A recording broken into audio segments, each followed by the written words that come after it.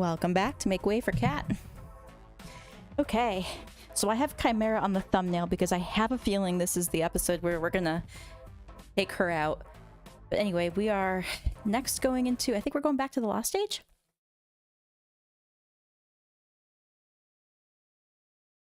Iris Poisonous? Ooh.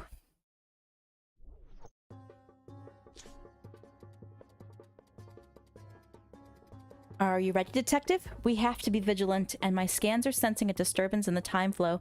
Let's hurry and see what's wrong in the shadow of the pyramid. Hey, Flagon. Hey, Army. Hello, Mestiv. According to my readings, something is disturbing lavish daily life in the court of Pharaoh Sebekim III. Interesting. Danger among luxury and nobility, my favorite flavor of misbehavior. Alright. Find the crime scene.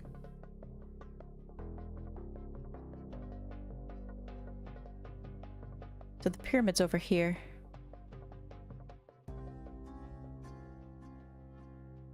We're in tick 9.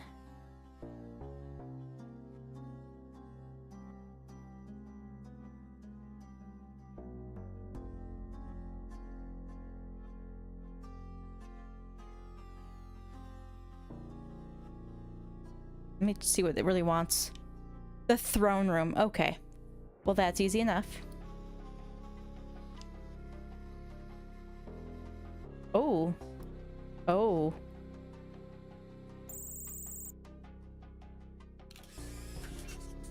A poisoned taster.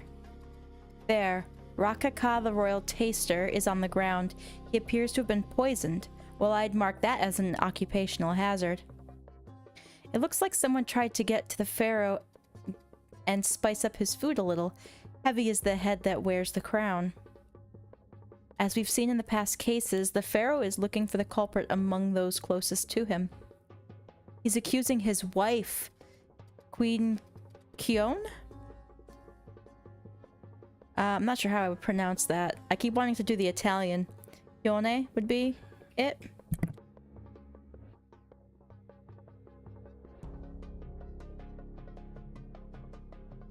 And he's having her arrested, but lo and behold, there's no trace of this familial drama in the chronicles.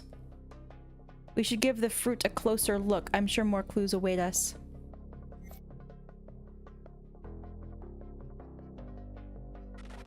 Oh. Minigame right off the bat.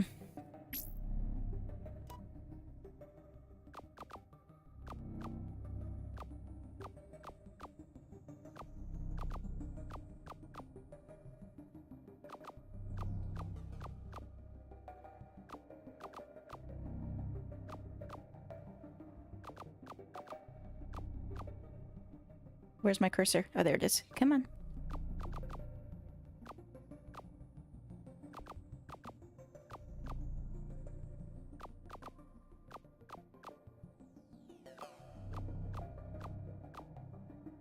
All right.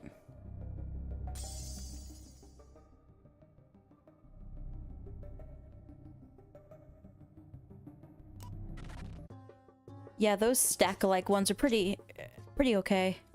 The plot thickens. Not surprisingly, the fruit was spiked with the rarest, a poison.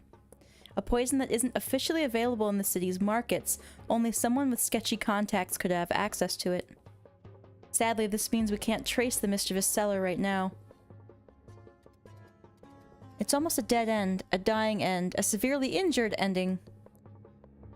Not dead yet, though. We can run some investigations on the Queen. Follow her so that we can understand why she was so promptly accused.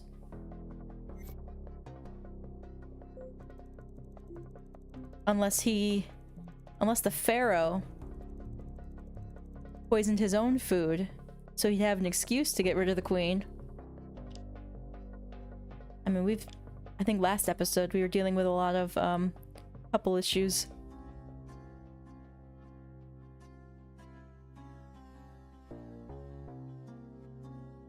So what did the Queen look like? I guess we don't know. Whoops. Didn't get a good look at her. You know what? That calls for a little triangulation.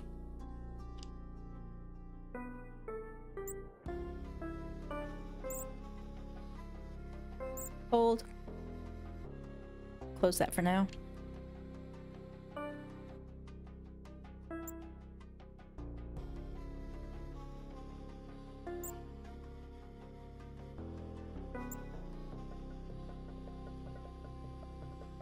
Fire. Okay, so she is up here.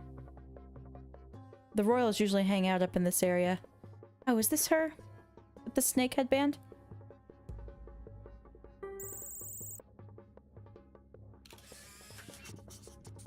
The rarest is rare. That would make sense.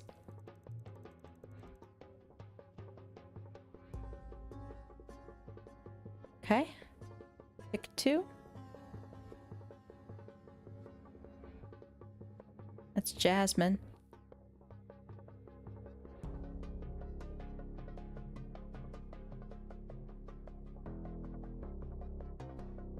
I think the royals generally stay in this upper part of the map.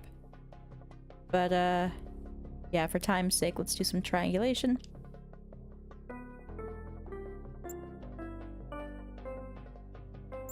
Oh, fire. Okay, is she...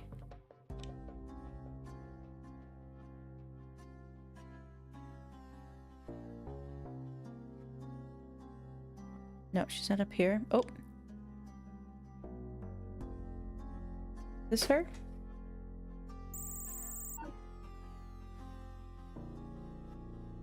No, neither of them. They're both wearing snake headbands, though. Is that her? It is! Why is she wearing something sneaky?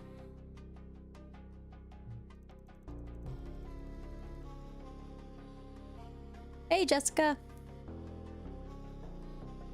Okay.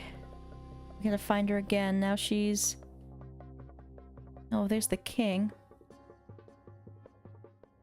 There... This is her, right? No, it's the... Oh, it's the same two from up top.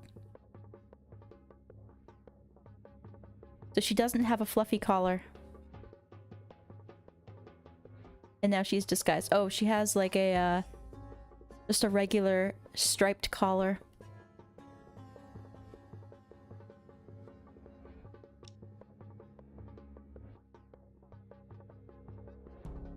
Those two are just chatting it up in there.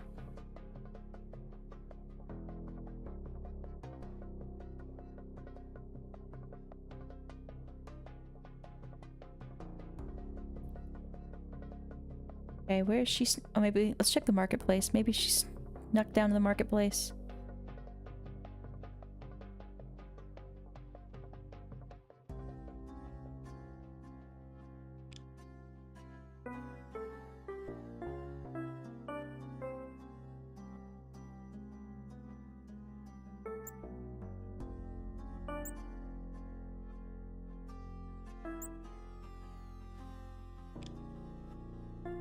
Okay. Fire. Fire, so she's in... Oh, right here.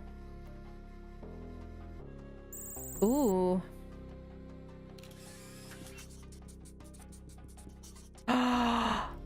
She's having an affair with the actual taster, is she? So that's why the king would murder the taster and frame his wife.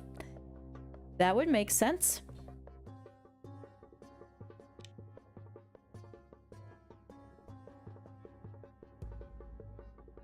Okay, let's see where they went.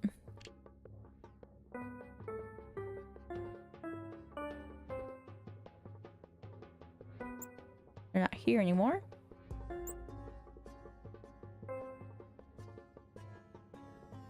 Oh, okay.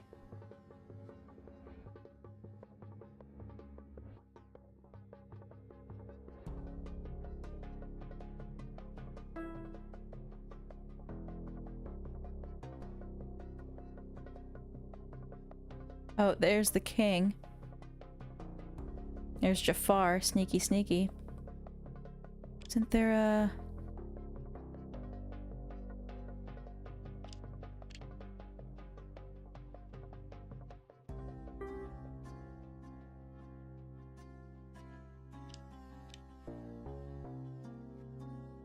And not up in here. Okay, so these all... Did I do the moon yet? Cold. Okay, so these three. But not the moon, which would mean they were probably closer up this way.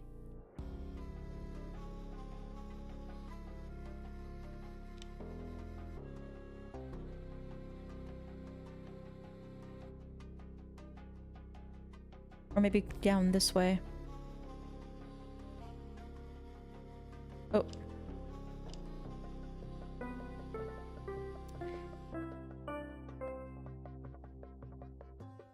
Hold.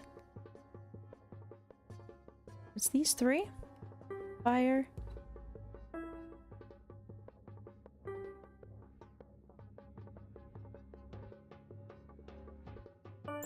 Hold. They're under the palm tree. Oh, yeah. Good catch.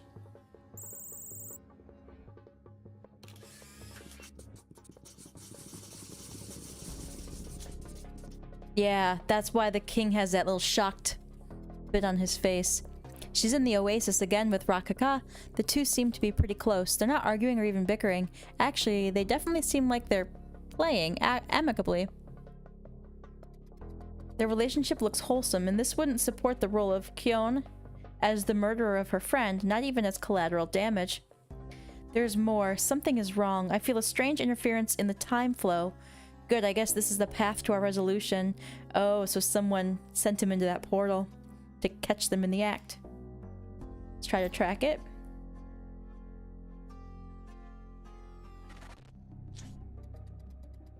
Yeah, it looks like they're childhood friends. Or something of similar.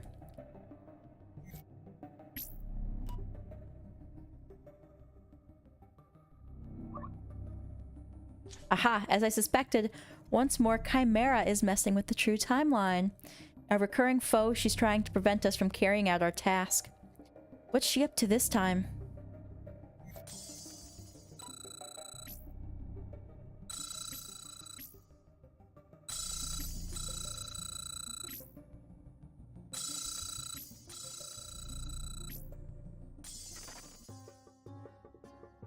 Yeah, there it is. Look, that's the Pharaoh. He's emerging from an earth gate that... Oh, that wasn't there before. That is not supposed to be there either. It's Chimera's doing. She manipulated reality in order to add that gate.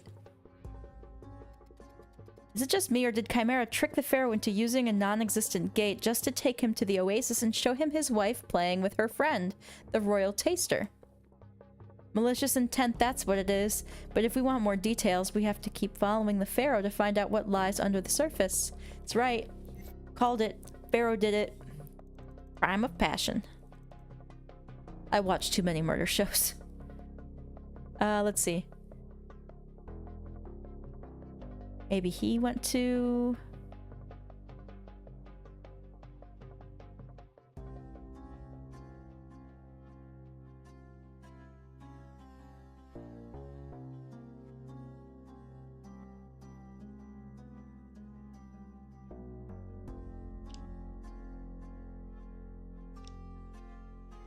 Alright, this map is always crazy.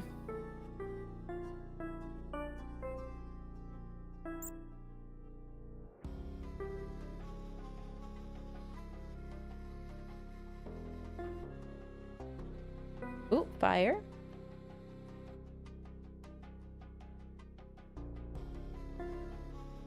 Hold, so he's likely this way. Fire. Hold, okay. Ooh. You're talking to an unsavory type, maybe? Furious. Oh yeah, he mad. For crying out loud, I really don't like the furious look on the Pharaoh's face. It doesn't bode well at all. And if there is something I've learned about your kind, detective, it's that very little things can trigger such a vehement reaction as the fabled, green-eyed monster called jealousy. But wait, there's more. There's always more. The Pharaoh is giving a package to one of his most trusted servants. What is it, and why the secrecy? Ooh. Don't let her... It's orange. That means it must be Chimera talking. Don't let her take us. We only want what your kind has, and you're good, aren't you? You would never harm us. Oh, Chimera knows it's the end of the road for her. Okay, check the package. Ooh, we get to open something. Oh, we gotta find the package first. Who's got it?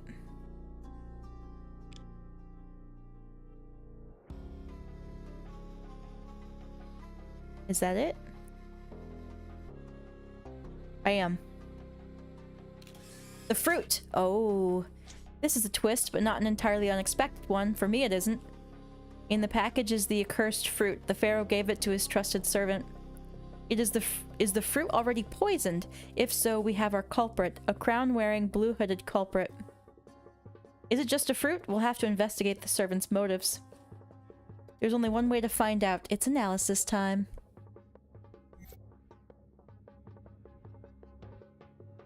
Oh yeah, Chimera's probably well, if we learn from last episode, like, they're being assimilated into Eve. Like, they don't want that at all.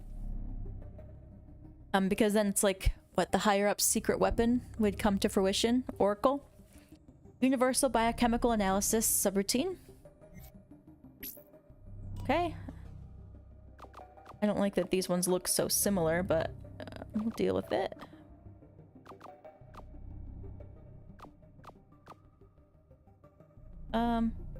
There.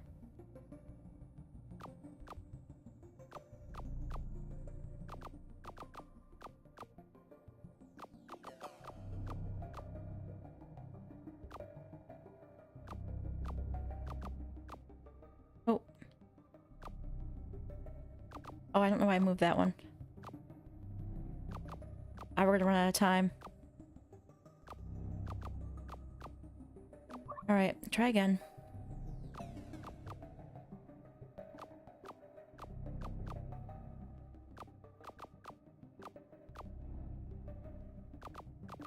Shoot, I put the wrong one down.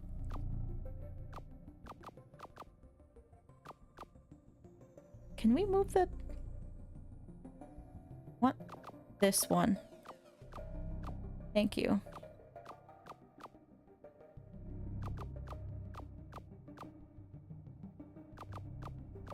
No, I wanted you over one, please.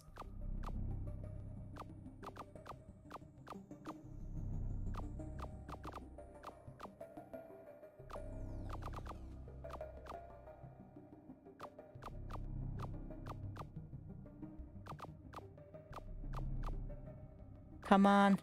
Ooh, okay.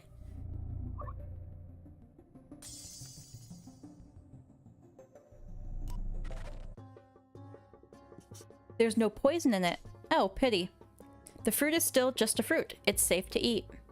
This means the pharaoh might not be at fault. I kind of wish we had a case of palace intrigue. Oh, I'm sure we do. Come on, let's follow the servant. I bet this will lead us to find more information as to when the poison came into play.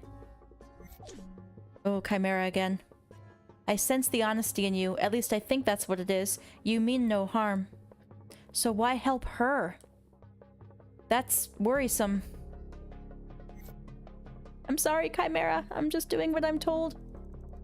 I'm sure it'll work out all in the end. Okay, so he was going this way. Into the market. Right there. Ooh, that's a bottle of poison. If I do say so.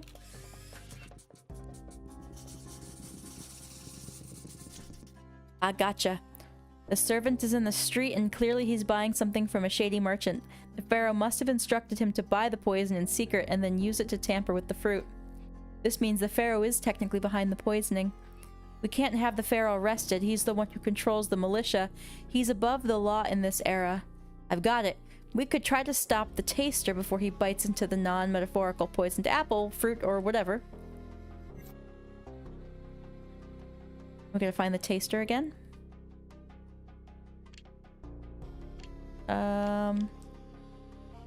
This throne room is Pretty packed. Okay. I'm going to assume that he's not up there. Alright, for time's sake, we're gonna triangulate again.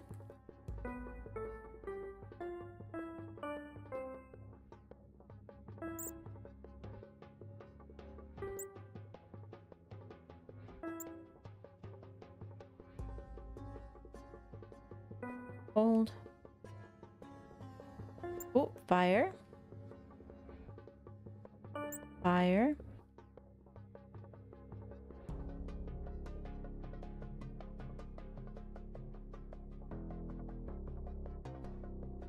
Oh, if that's cold, I wonder if he's more this way.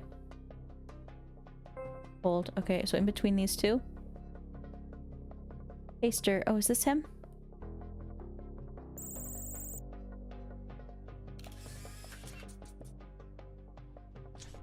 Here, he's on the street, but there isn't much we can do in this circumstance. Maybe we can find a reason to have him arrested. Let's check his records. Get that guy arrested. We literally caught this guy buying shady poison. Can't we get him arrested? Oh, we're checking out his criminal record. Alright, oh, I see it. Cat ears and a split down the middle. Oh, they made this one really easy.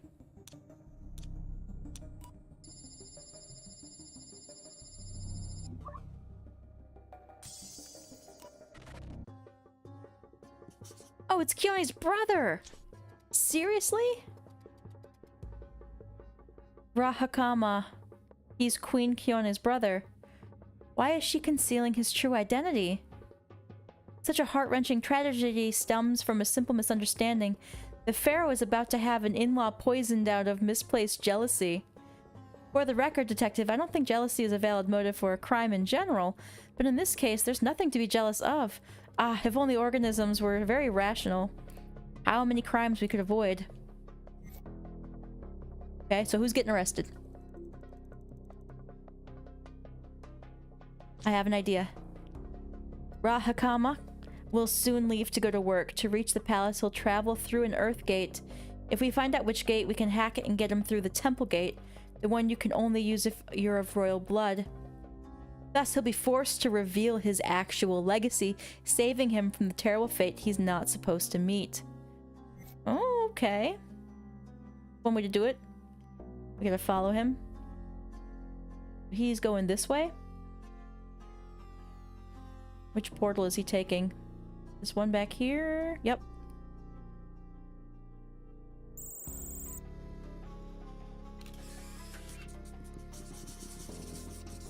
Found him. We've discovered which gate he intends to use, and now we can hack it. If Rahakama exists or exits through the Earth Gate by the temple, even the last bystander will see he's of royal lineage. Come on, let's give the citizens something to gossip about and incidentally save a life.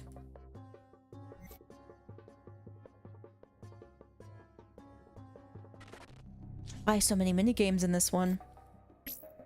Oh, I feel like every time I do these, I have to remember how to do them again. Okay, so those are blocked off. So let's actually move this one to something else that's not blocked. Like that. That one is okay.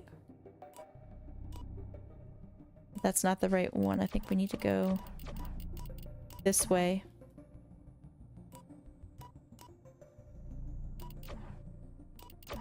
Bam. That one wasn't so bad.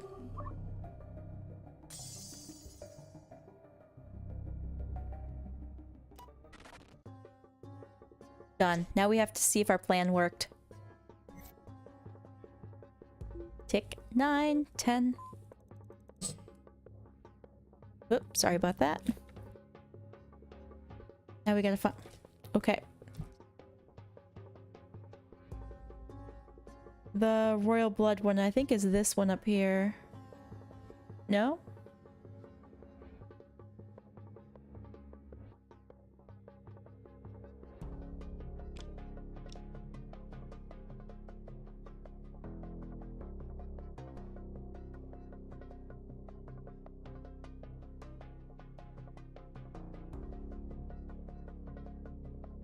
Okay, which one of these gates is the royal blood one?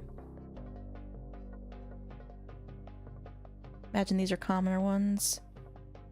Look at all the do not enter signs that have appeared here.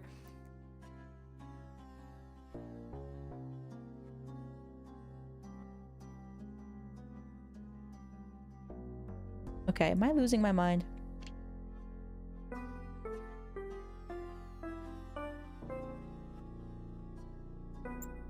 Okay, so it's not that one. Oh, maybe it's inside.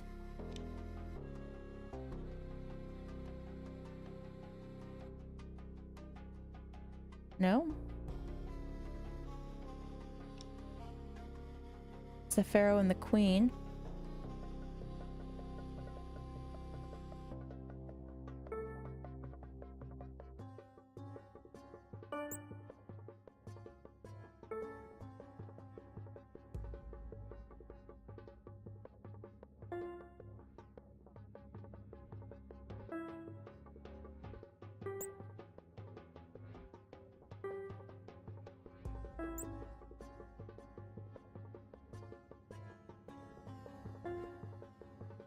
The room?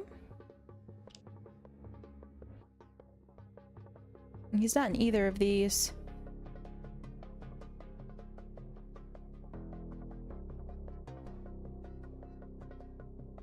Alright, I'm gonna finish triangulating him. See if we can get something to turn up.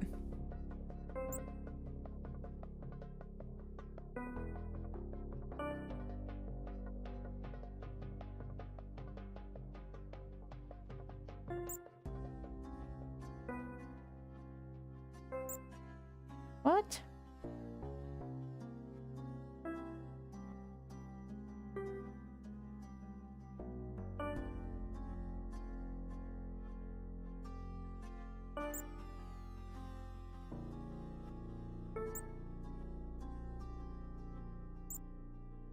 Fire, okay.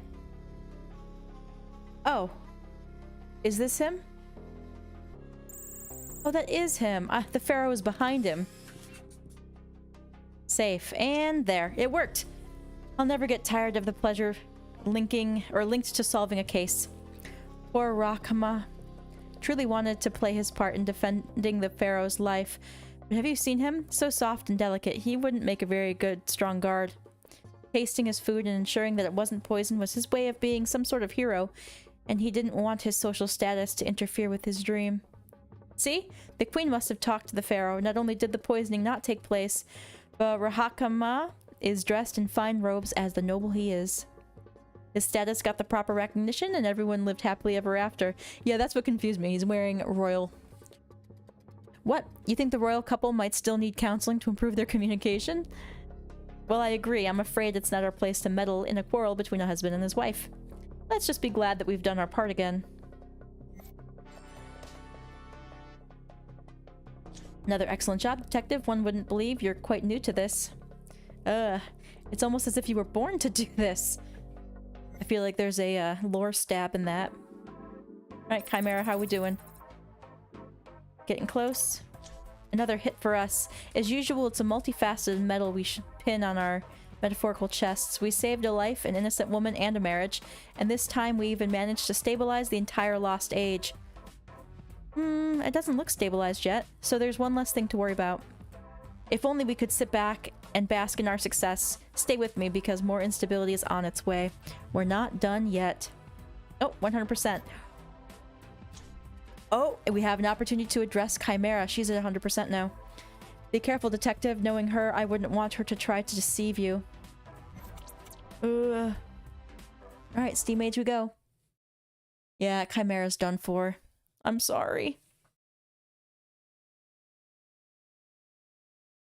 Orange Onslaught.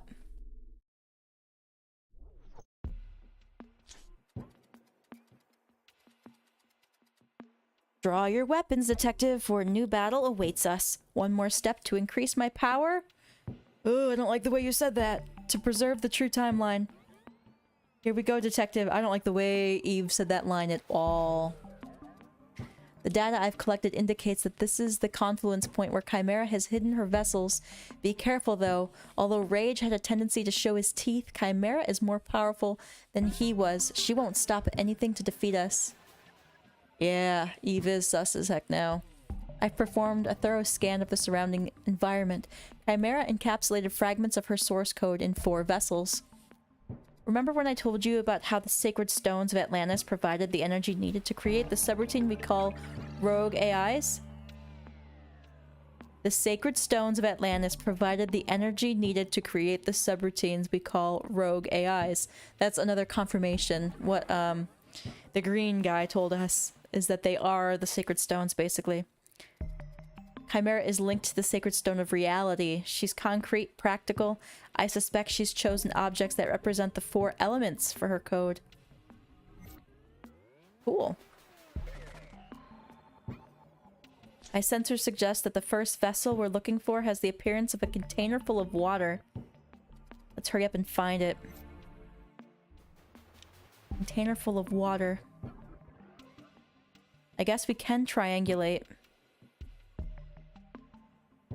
Oh, I just realized we're in the Steam Age. Okay. For some reason I was still thinking we were in the Lost Age.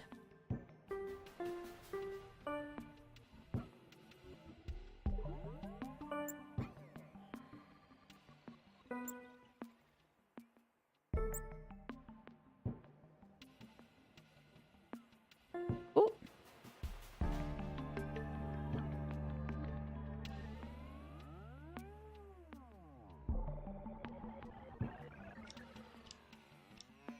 Is that water? No.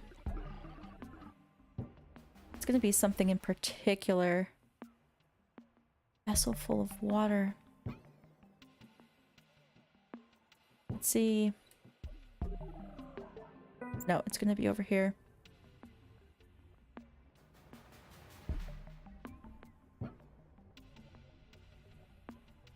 Let's see if a clue will tell us what exactly we're looking for. A water pitcher, okay. That's what I would think of. Oh, a container full of water, here we go.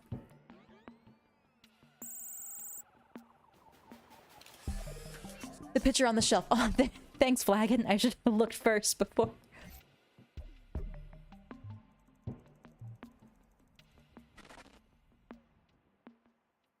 We found our water, so what's left? Of course, air. Not an easy concept to represent. Something that can contain it. Balloon. Oh, I'm certain I've seen a balloon in this map before. Where did I see it?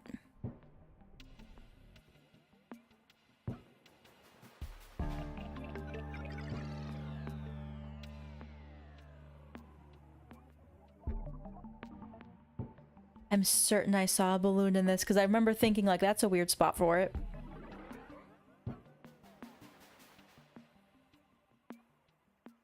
Alright, let's triangulate again.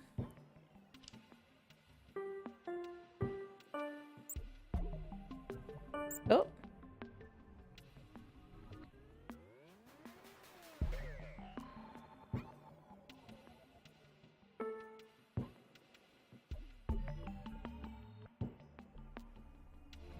Between here and here, let's see.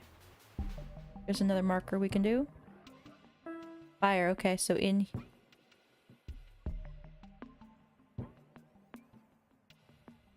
Maybe the market?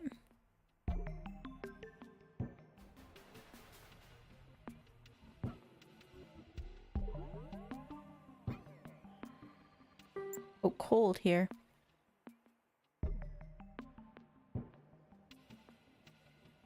Under the arch? Oh, oh.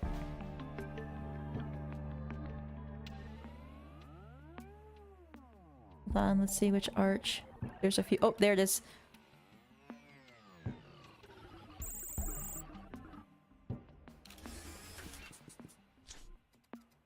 Man, you have good eyes, Flagon. Soon Chimera will be accessible to me, and then we can confront and defeat her. Let's get on with the search for the 3rd vessel.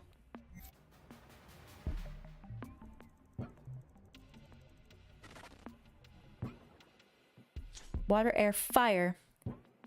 Okay. We're facing a certainly no small danger. Come on, detective, look around. The third vessel can't be far away. An item that has to do with fire.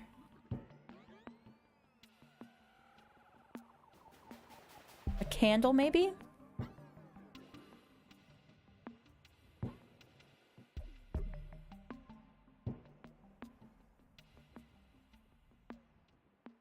And like, why do I feel like it's down in the party area?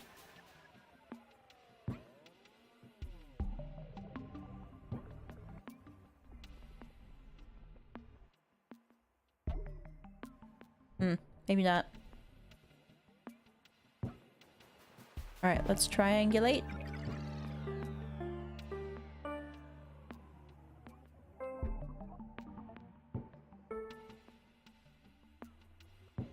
Nope, okay, not down here.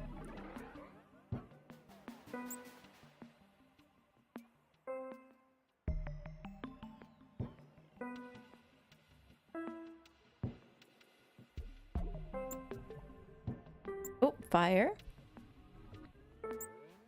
Okay. Oh, okay, that's a big... A dragon? Oh, it was worth a shot.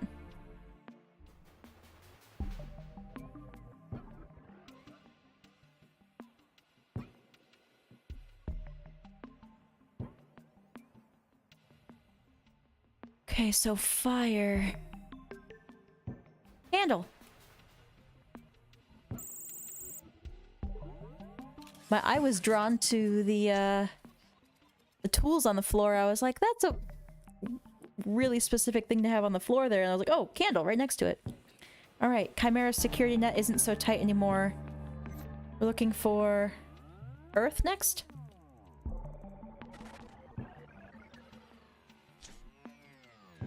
We're almost there. Now only one vessel is missing and Chimera will be vulnerable.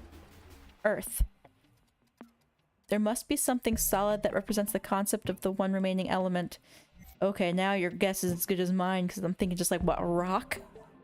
Like, yeah, I didn't think so. That was maybe too many things that are that. Okay, let's see if we can triangulate. And then I'll look for a hint.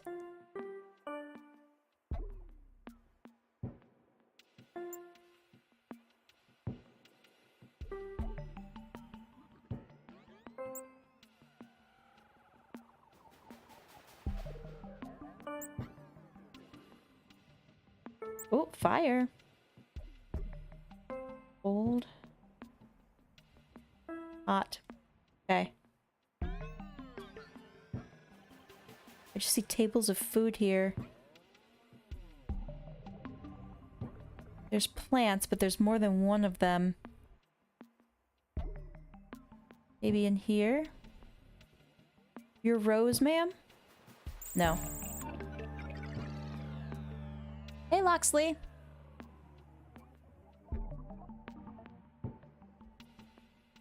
Pottery? Nope.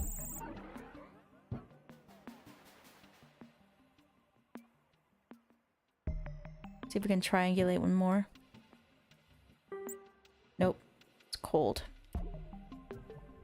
Okay, so it's definitely going to be up in here. Near these two. There's so many things. I think we're gonna have to take our clue. Inside the mansion. Yeah. We're here. The moon?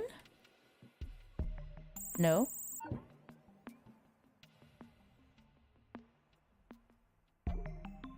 Alright, so I guess we're just looking for solitary objects.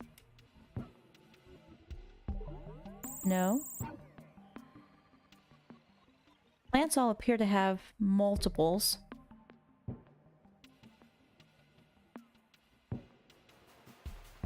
Except maybe this one? No. Okay.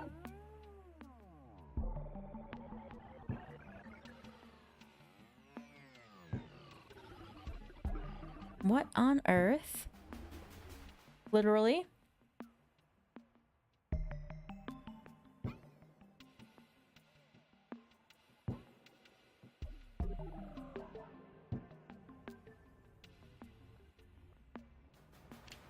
I got 10 minutes before I can get the second clue. Which is silly. I honestly could just click on everything in this mansion.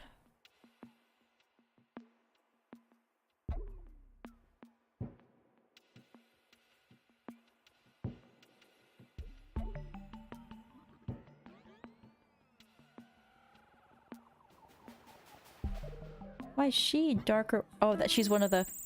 Like, why is she a darker orange?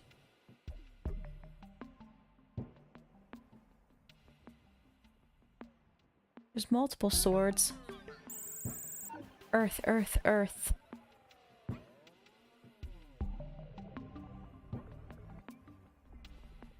Round.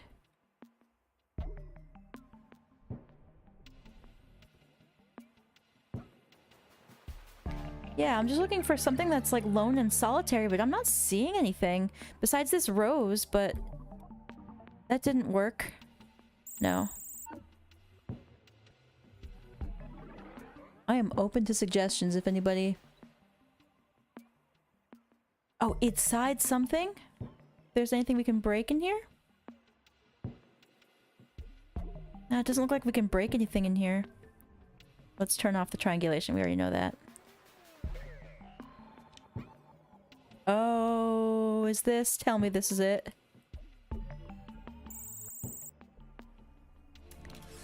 Good call, Flagon. Good call.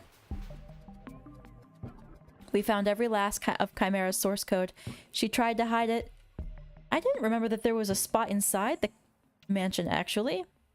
That scene doesn't look familiar to me at all. I'm sure I've seen it. Probably was on just last episode. Alright, she stands no chance against us. All of her vessels belong to us. All of her bases belong to us. Alright, here we go. It's battle time. I'm ready and so are you. I sense a trace of disquiet in you, detective. Oh, you think? And you have good reason to be nervous. We're on the threshold of a momentous battle. Take a deep breath and sharpen your weapons. We're about to defeat Chimera. I don't want to.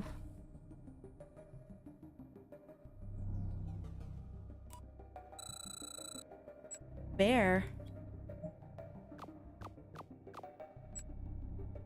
No. But, well, that's a lamp is fire. Cupcake?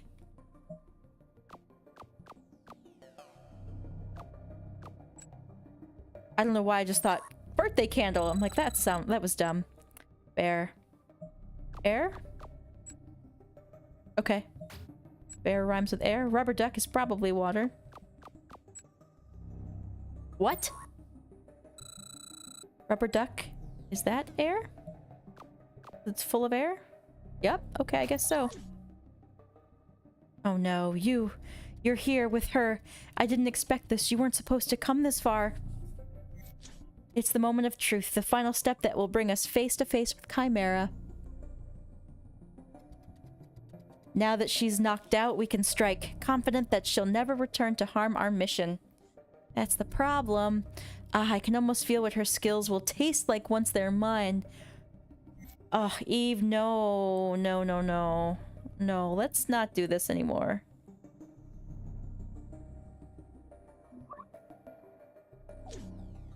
I'm sorry. Let's talk about it. You don't have to do this. I'm not your enemy, despite what she keeps telling you.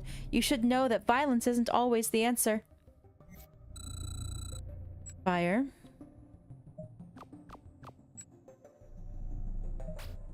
Another fire. Soccer ball. Is that another air? Oh, I guess so. Oh no. Alright, I'm gonna have to scoot closer for this.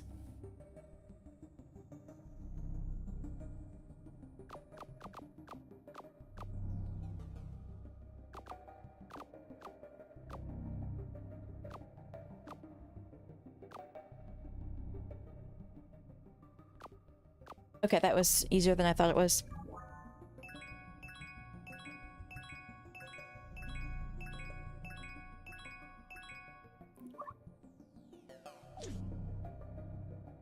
Yeah, but we have like 3 more to intervene at some point. How can you be so blind to the truth? I'm not Chimera. I'm not the real enemy. Look at who you're carrying around with you. Are you so sure of her motives and her sincerity? Can you say that you really know her? To the point of trusting everything she tells you? Oh, another battle? Pizza! I don't know what's going on here. Cupcake. Water? Okay. Not sure why that was water, but... And that you do use water to make cupcakes. Duck is full of air. I don't want to be doing this either, Chimera. Oh. Insert curse word. That was circle and helmet. Circle. Okay, that's... Oh, there's a helmet.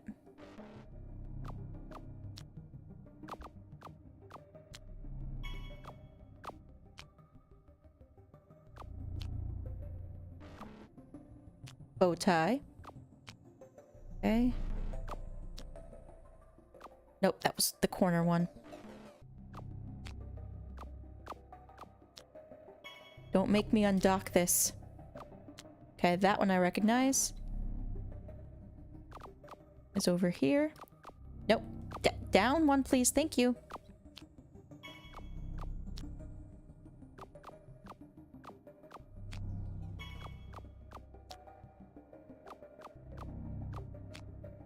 Come on, 2 left.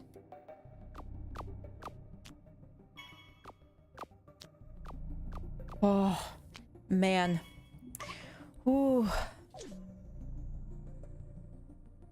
I will do whatever you want. Just ask me and I'll accommodate you. She doesn't do this, right? She leaves you no choice, just like she doesn't leave me, us, any. Please, I don't want to disappear. I don't want to be assimilated.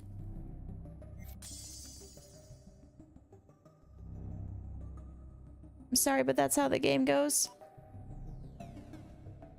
She's gone. I have her. She's part of me and not a problem anymore.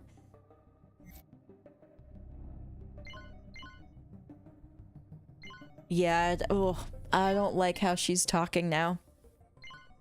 Sorry, Eve, I don't like you at all. Yikes. Yeah, this is really sad. I took advantage of a moment of lag to sneak in under Eve's radar. We have a few seconds. Look for the first data set. For your convenience, I made it look like a key. I've been seeing keys everywhere. I can't explain it to you now, but just look it up, okay?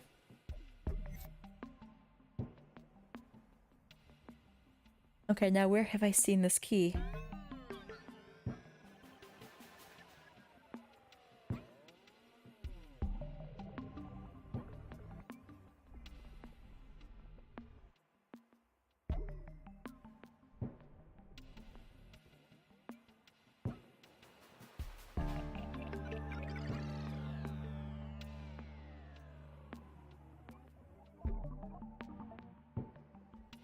I've seen it on the, like, the sides of buildings.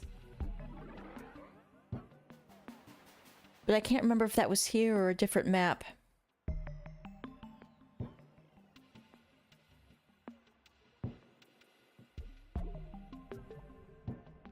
Oh, there it is. Side of a building. Bam.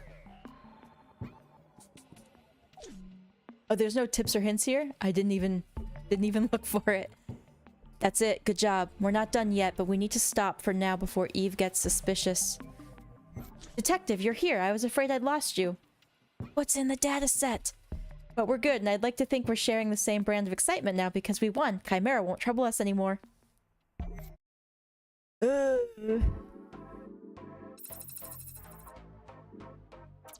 I never get tired of the thrill that comes from a great victory.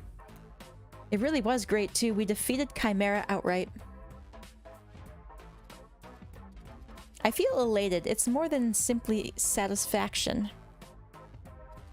It's almost as if a piece of a puzzle we aren't yet aware of, well, that you aren't aware of. We're aware of it now. I hope you feel the same way, Detective, because you deserve it. Oh, that makes me sad. See Chimera X'd out. But wait, my sensors are all over the place. Atlantis and its timeline haven't been stabilized yet, and something is on its way to cause trouble. It's always a delight to return to the magnificence of Atlantis.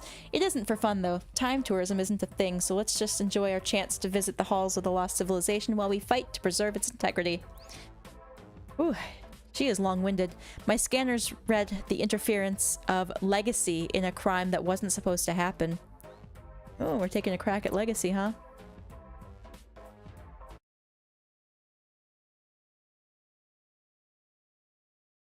Ooh, pink. I don't think we've seen Oral Trophy.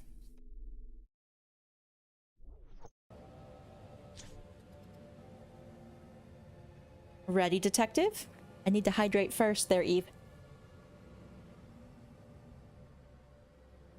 I'm getting addicted to the feeling of assimilating. Well, no, I meant crushing rogue AIs. Every case brings us one step closer to another pitched battle. Listen, I'm almost done, and you have all the tools to, well, to endure the revelations I have to make to you. Promise me you won't be afraid. I'm by your side and always have been, even if you don't know it. No one can harm you if you follow my instructions. Can I have those instructions now, please? Please now? Detective, did you know that Atlantis' most popular sport was fishball? Oh yeah, I did see that up there. I won't get into too much detail about its rules because it would require much more time than what we can count on, but fishball games attracted immense crowds in the central stadium. No doubt the chaos surrounding this peculiar, noisy form of entertainment could be the perfect setting for a crime. Top right corner.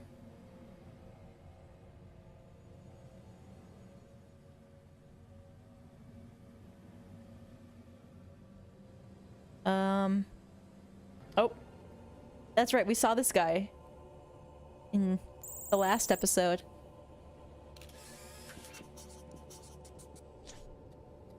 Grius? Gasp, we've found a corpse, and no ordinary corpse too, I'd say. From my database, I can state without fear of contradiction that this is Crius. It's a name one would expect to see in popular sports magazines, if only they were a thing in Atlantis. He's, or rather was, the coach of one of the best fishball teams in town, the Flying Fingerlings. Who could have killed him? A scorned benchwarmer or some hooligan from another team? They're assumptions we don't have the luxury of indulging at the moment. Detective, my scans signal me that the cause of Crius's death was a blow to the head with a blunt item. Let's keep investigating for more clues.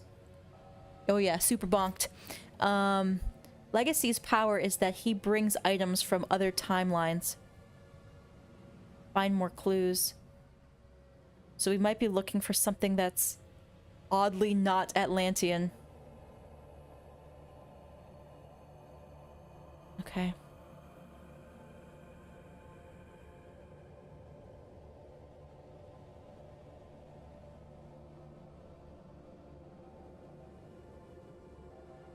Oh, hold on before I do that.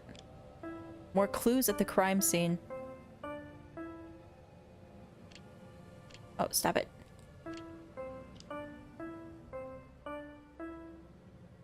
So, I want to call this the pitch because it looks like a Quidditch pitch. But the pitch up here, but he's down here. Is that a thing? No, okay.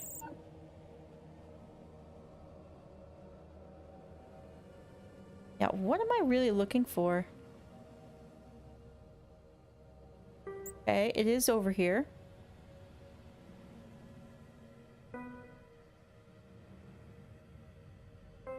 Old. Fire. Okay, so maybe it's over this way. And maybe we have to look inside something. Oh. Oh. Yeah, if you can't find it, crack stuff open. A fishball club. It's hidden right near where the crime took place. It might be the murder weapon. An unpremeditated murder, I'd add, if the culprit hid the weapon here. This find makes this case even more intriguing. My chronological database reminds me that on this day, one of the finals is taking place. The tension, the thrill, the competition, the sweat and adrenaline, all ingredients for a dreadful outcome. Still, the question remains, who murdered Crius and why? Let's keep investigating. I feel the answers are within reach. Maybe we rewind to see where Crius was when he was thwacked? Oh, you're holding a fishball club. Oh, so are you. I think there's a whole team right here. Oh, this is Crius? This looks like... Oh yeah, he's got a club too. Oh, he's in an argument. Right before his death, Crius was arguing with a player who was brandishing the club threateningly. Chances are we're staring at the murderer in the face. Before we make our move, though, we have to make sure we're not mistaken. It's never the first one you think it is. Let's start by discovering the name of our prime suspect. Hey, psych!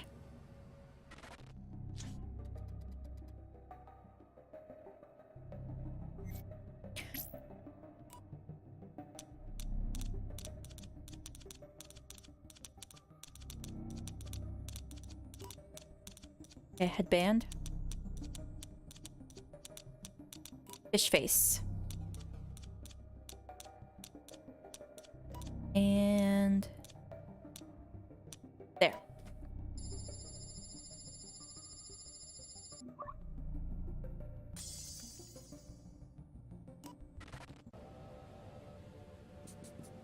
Oh my, this case appears to be something more than mere sports gossip. The athlete is Hyperion, an advanced forward of the Flying Fingerlings, coached by our victim himself, Crius. Wait, something is off. According to the timeline records, he should have been disqualified for the final match, leaving the city and the team immediately after. It was an event that everyone talked about for years.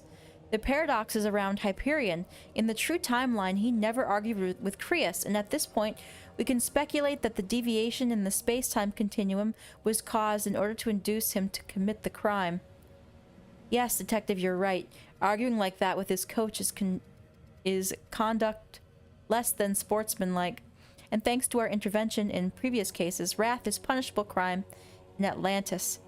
But to restore the true timeline, Hyperion must remain free and clean. We need to find another way to save Crius's life.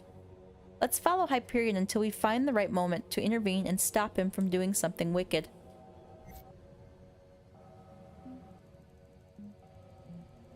Fishy one, isn't he? Yeah, I'd say so. Quite fishy. Okay, so he is a fish with a headband and a mallet, possibly. We're in tick 1.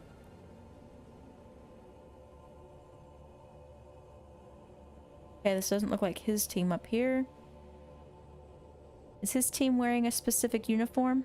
I can't tell from the picture. But the other team was wearing like what looked like crosses on theirs.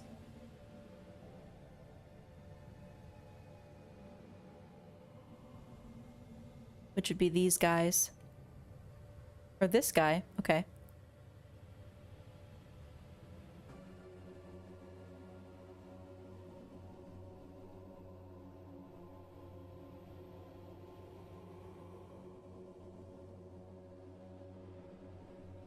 Okay, that's a player, but not the one we're looking for. Oh, what? Is this him? No, okay, that is him. Happily in love.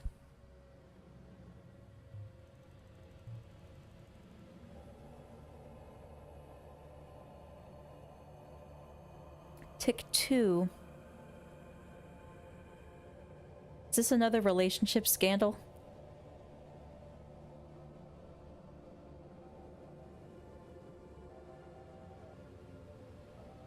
So his outfit is like a half and half.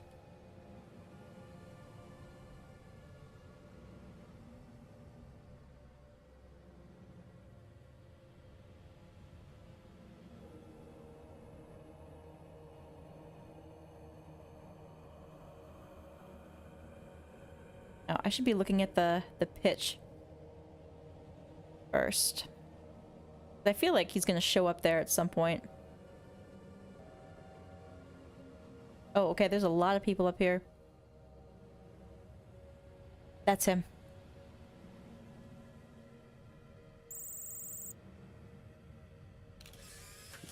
Ooh, losing. Check the table, detective. The flying fingerlings are losing. They're losing badly, too. Ouch, that's embarrassing. Their fans won't be happy. Oracle worked. In that distant future, it will enable humankind to emerge from the injustices that have plagued it for millennia and turn toward a bright tomorrow. It even allowed scientists to make great strides in the study of the time flow and thus uncover humanity's lost secrets, but it was all too good to last. Yikes. Alright, as compelling as the match can be, we need to move on. Come on, let's not lose sight of Hyperion. Alright, tick 3.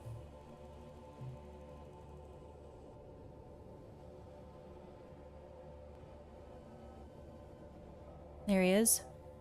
Not very far. There's the coach right there, too. Pep talk. Okay, so the whole team has those split-colored jerseys. Or split-colored clothing. Oh. Did they win? Because this is him.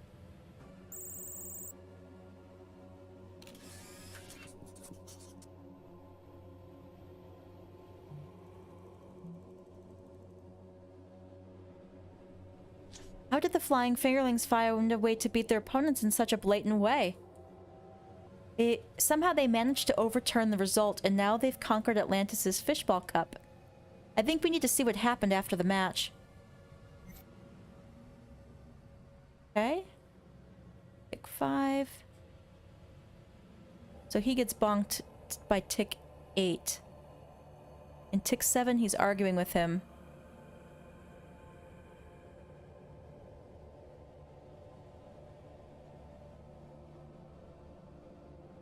The other team is leaving the pitch.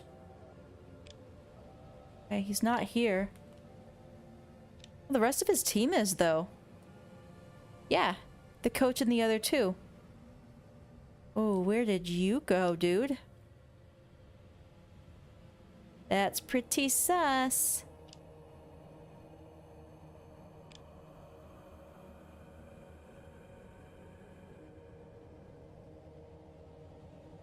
There's a weight room over here. No, I don't think that's him. Oh! What are you doing over here? No, that's him.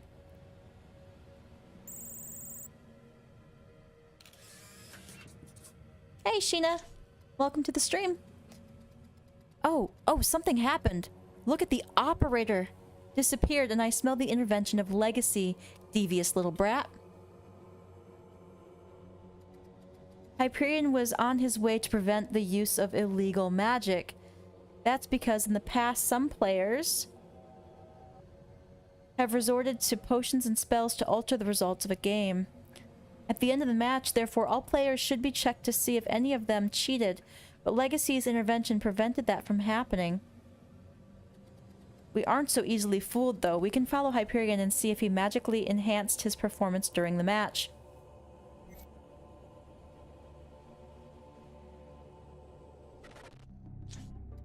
So he wasn't caught. Oh yeah, Legacy? Not a brat. He's definitely ancient. I mean, they all are. Ah.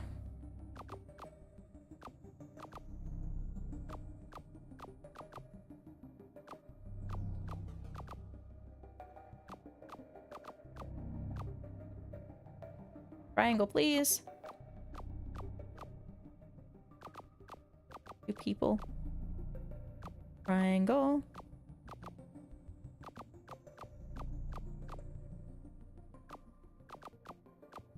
Acorn, people, and triangle. Alright, give me that last one. Whew.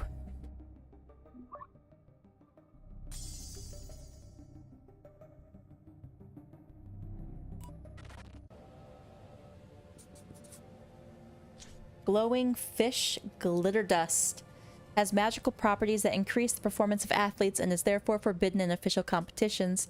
Here's how they overturn the result. They cheated. Shocking. Still, we can't blame Hyperion for his faux pas either. Did he ingest the potion of his own free will, or did someone spike his drink? The real culprit could very well be someone else. Detective, it will take all your skills to find clues to solve this case. Search carefully around the city for the potion. What? Peasy easy. Oh yeah, and we gotta look for a tiny little bottle. Can we triangulate? Yes. Oh goodness, thanks. Oh, fire! There's also an inside here. I don't know what the potion looks like though. Oh shoot, I wanted the triangulation. Oh. This is it, isn't it? The coach? It's Creus. This is infuriating. Creus, the coach, bought some glowing glitter dust before the match. He was so eager for glory and victory that he personally put the glitter dust in the players' bottles. Oh, that's right. We did find Hyperion drinking his water in between the two sets. How unfair of him. Shouldn't sports and competition be sacred? Now, back to the investigation. All that's left is to discover when and why Hyperion murdered Creus. Yeah, the coach did it.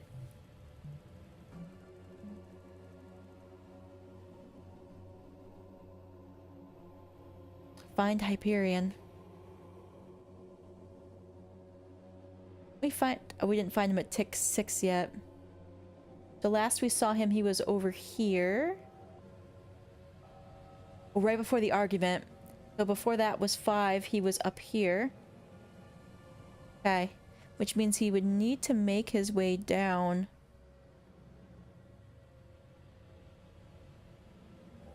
That's the other team.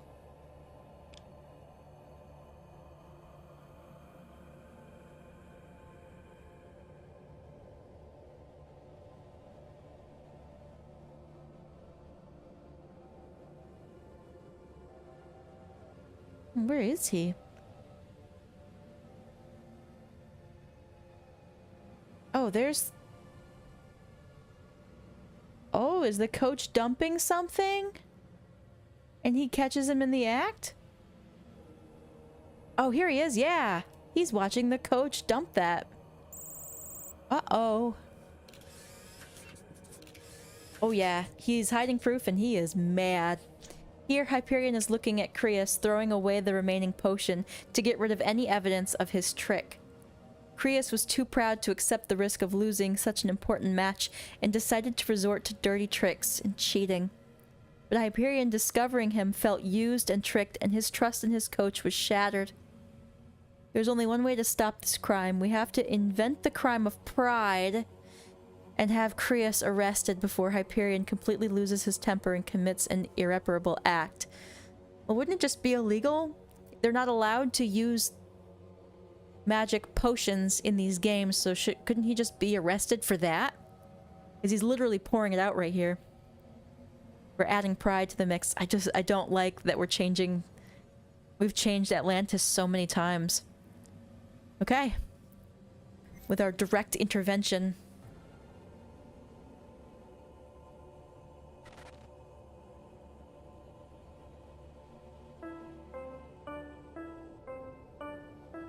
Mido Ray are right here.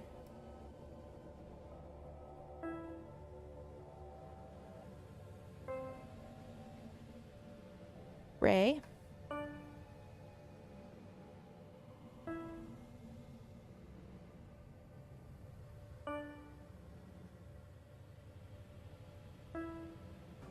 Oh, shoot. Are you Fa? Please be Fa. No, you're Soul. Alright, let's find Fa and try again. There's Fa. Okay. Me. Do.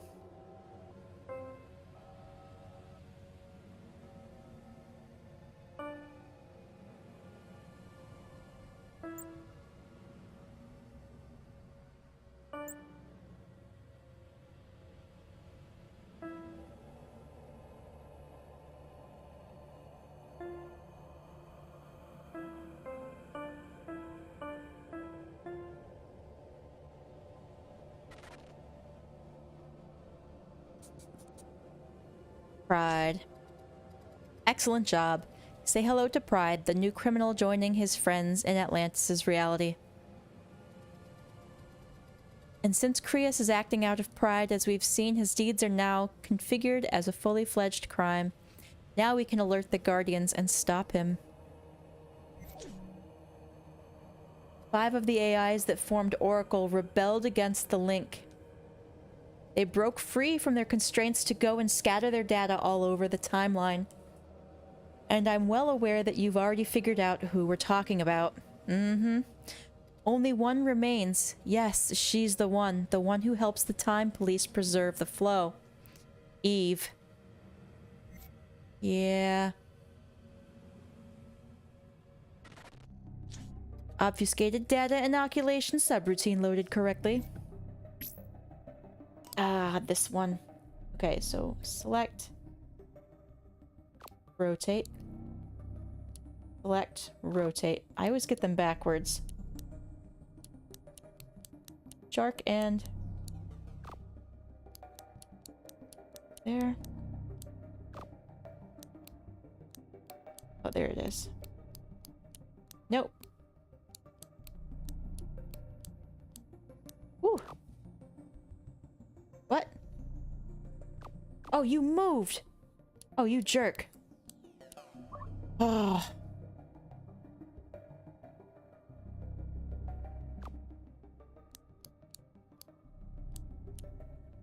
Nope.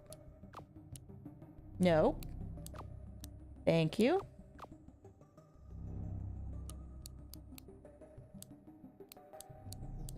I may have put the wrong one in. I just realized there's 2 of those flower-looking ones. Alright, we got it. Yeah, I'm down with your theory that it's future us.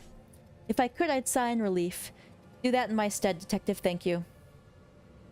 Krios will be arrested. Not only have we saved his life, although I doubt he would thank us, but we've stopped Hyperion from committing a gruesome crime. Once more, our work is done.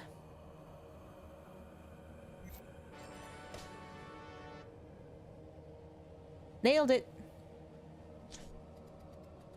I might not be a sports fan, but you too, Detective. I must admit that this case was more exciting than any game of whatever activity involving a ball and threatening the integrity of people's knee ligaments you're interested in. Grab some sports drinks, wipe your sweaty forehead, and let's proceed with our next adventure. I'm like spending this entire game now going, but I don't want to. I don't want to help you anymore. But it's fun to find things. Sometimes I happen to think that sports for your kind is a way to sublimate the desire for violence by turning it into a theoretically harmless activity. Enjoying the adrenaline rush without actually risking your hides. It would be nice if it really worked that way, but violence seems so ingrained in your DNA that you just can't do without it. There's no ball that can satiate your desire for mayhem. Not yours, Detective. In fact, so forgive me for sounding dismissive. These are simply academic considerations. Great, next case. Oh, alert, alert. While one can never dwell too long into theoretical disquisitions, it seems, the Aeon Age stands threatened once more. I'm confused. It almost looks like Oblivion is at it again, but there's more. Let's go take a look, Detective. It looks like Oblivion's next on the chopping block. So I actually did some seeking and finding with this map, so I have kind of learned it a little bit. Rust tears in the rain.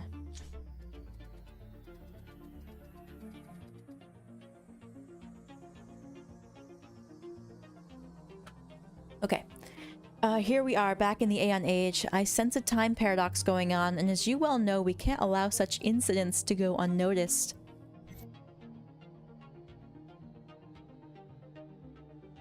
My scanners are pointing toward a crime being committed in the Ramen district. Okay, I know where that is. One can't even have a bite to eat in peace without the risk of stumbling upon a temporal anomaly. There really is nothing sacred anymore. Okay, so that is going to be down here. And up here... Oh, I think there was a monitor that fell over here. Yes. Hadn't fallen yet. I did notice that when I was seeking and finding. And by the way, Flagon, if I haven't mentioned this already, I found Mario and Luigi in this map. Do you see that club? It's the glittering gyoza. Gyoza are delicious. And as you may notice, Detective, it has suffered a hacking well, I almost said accident attack. It suffered a hacking attack, a common crime in this era. The club is owned by Wyatso, a wealthy corporate type whose professional history is sketchy at best. Oh, like Wario, maybe? We can rely on direct experience to solve this crime. Do you remember the Golden Foot case, Detective? In that situation, we traced the signal of system malfunctioning, and in the way we were able to find the culprit. I suggest trying that strategy again. You're the one that does everything. Do it. Energy tracking subroutine loaded correctly. Ugh.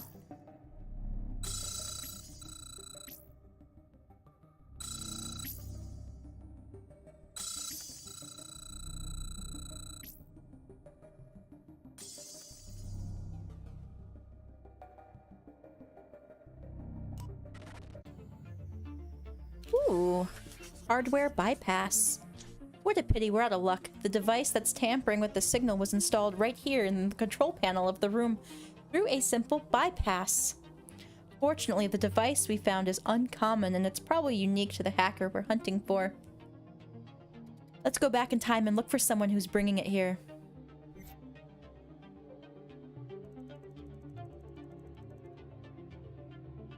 The Mandalorian. He did it!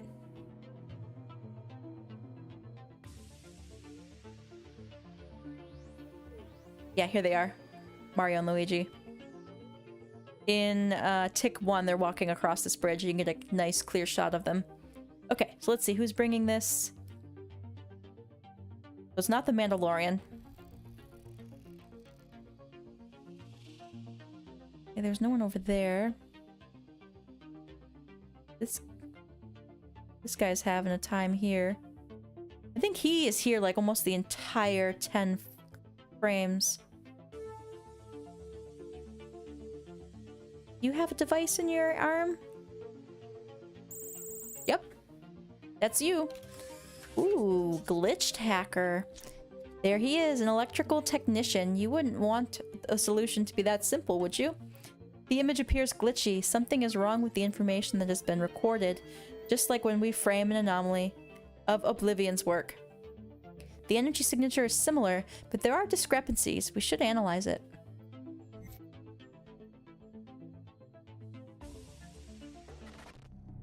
Energy analysis subroutine loaded correctly. This again. Bam. Easy. 2 more of those, please. Human. This I didn't expect. It isn't Oblivion, despite the undeniable similarities. What appears in the image is undoubtedly a human being. It's us. We're the hacker. That's who it is. The guy in the green. How is that possible, I wonder? We certainly won't find an answer in this fragment of time. Let's go back in time and gather more information. I bet we're picking ourselves up. Yeah, I think that we're a hacker from the New Dawn. Yeah, there's Mario and Luigi. Hello, sirs.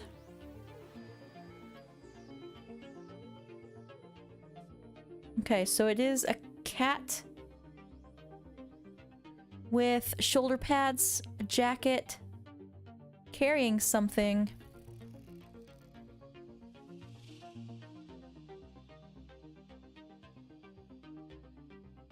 Right here? No. Oh, he looks more, I guess he looks more bunny.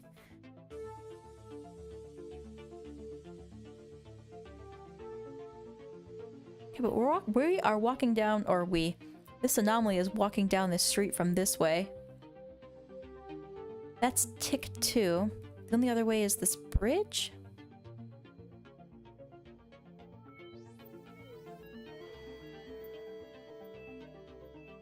This alley. Wait.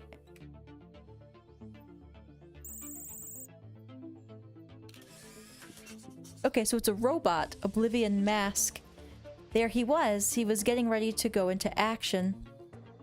Did you see? Next to him is another figure. This time it's definitely Oblivion. The data doesn't lie. Okay, so it's just a robot or something like that. It sure looks like Oblivion is helping our technician put on a mask, and the anomalies in that energy trace come from that very object. Fortunately, I was able to capture part of the technician's... Is that a mask? I guess there is a mask. It kind of looks like the face is split open. But I guess there is like a swirl mask going over a human face. I guess that is what we're seeing. I was able to capture part of the technician's facial structure enough to analyze it with my tools.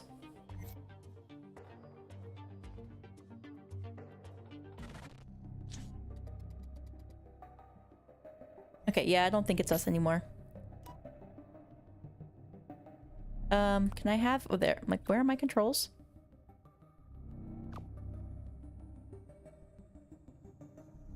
Oh, it's a Volpin? Is that a, monocle there, sir? Or ma'am? Volpin times 4. The technician is actually a member of the Volpin dynasty, someone by the name of Volpin X4. Would you look at that? We're in front of a lady this time. Oh. It almost makes me happy to meet some old acquaintances. I feel like I've known the Volpins forever. But wait, detective. Oh. Oh no. I have a bad feeling about this. The strategy they are deploying seems really similar to the one used by the ancestor Volpin III. Remember how we foiled his coup during the Golden Foot case? We need to get an idea of the overall situation. Let's check the house of the owner of the glittering gyoza.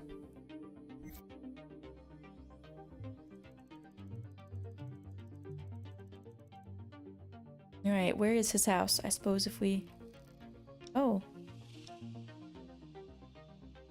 We can't actually go inside anything here.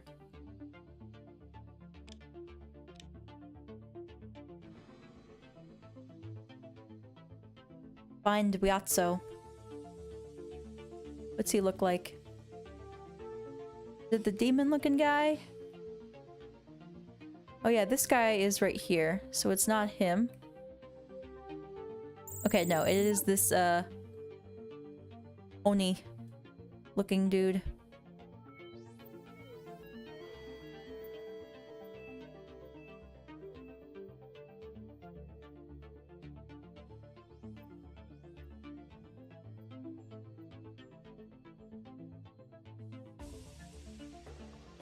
Alright, let's triangulate.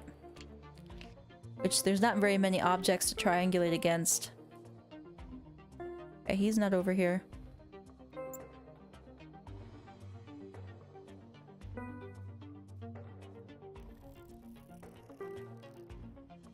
Oh, so his house isn't even close? Oh, we got ice on everything. Turn that off. So I'm guessing his house is like in the middle here? Maybe?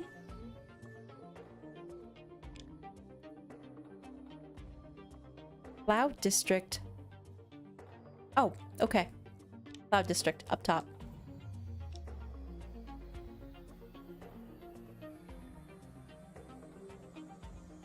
Which one? Oh, I suppose let's do our triangulation since we're here. Okay, not here.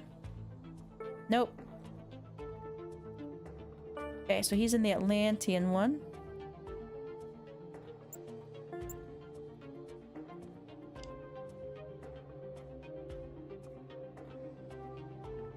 Is this him? There he is. I knew it. Volpin, the 4th letter, or Volpin X4 letter. See the letter Gyatso is holding? Surely it's the work of a Volpin. The hacking of the club system was nothing more than a diversion for his shady purposes. Not very original, I'd say. We've done it before, we'll do it again now, and we'll continue to do it in the future as often as necessary. We can and must stop the Volpin family. It won't be an easy task. The mask Oblivion offered to Volpin the Fourth, or Volpin X4, gives her the power to change her appearance at will. That's impressive. And we have to find Volpin. Well, this person looks like they're shadily sneaking away with something. And I think that's a monocle. I think that's what we're just gonna have to find. Like, do you look sketchy and you have a monocle?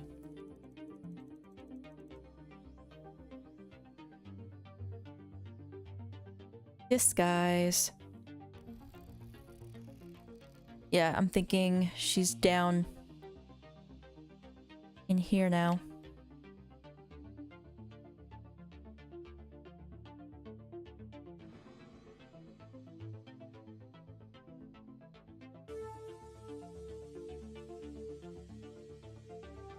Maybe not up there. I mean, she doesn't look suspicious, but she is carrying a crate. Nope, okay. Hold on, what is she carrying up here? Maybe that'll help us find her. Kind of looks like the body of a vacuum cleaner.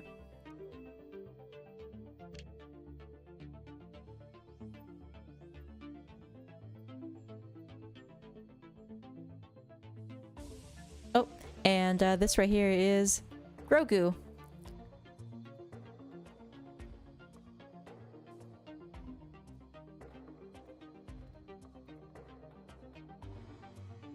Because that's who the Mandalorian character is chasing in the Seek and Find. Alright, I guess we're gonna triangulate.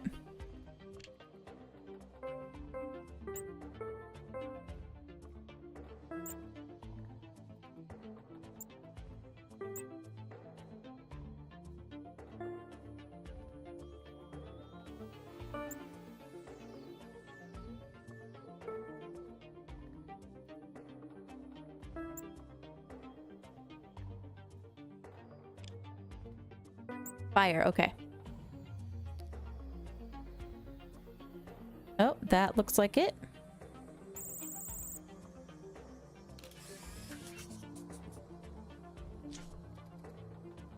We're almost there.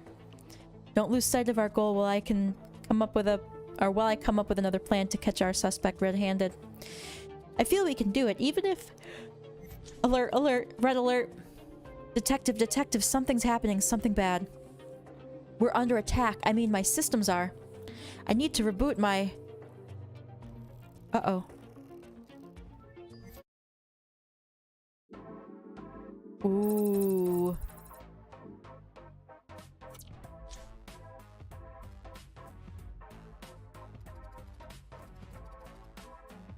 Welcome to Enhanced Virtual Enforcer Eve. Enhanced Virtual Enforcer, that's her name. Scanning for device done. Total memory found. Excellent. Okay, so she's just rebooting, literally. Okay, I'm back. Sorry for the delay, Detective. I may be repeating myself, but I want to assure you that such incidents won't happen again. I'm annoyed, by the way. How are you able to have feelings? I didn't expect us to have to walk away from an as-yet unsolved case. But don't worry, I'm not going to drop the bone so easily. While you take a moment to ponder our mistakes, let me download some data on the Volpin dynasty from my databases. It seems clear to me that by now the fates of this genus of thieves and our purposes are intertwined, so I think it's worthwhile to find as much information as possible. Download completed? Alright, so the Volpins. Oh no. I'm so sorry, Detective, but we can't discuss my findings yet. We have a chance to resume our previously unsolved case. I'll brief you on our dear family of thieves as we go. Alright, back into it.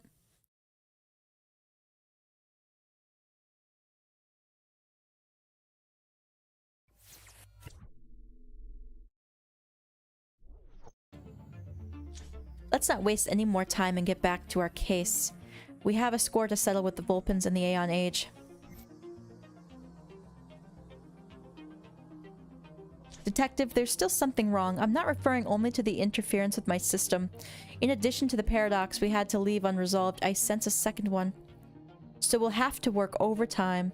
One thing at a time, though. First, let's look for Volpin the Fourth. Ah, so the color did get darker. And end this one once and for all. Okay, so we last saw Volpin over here. Coming in this way.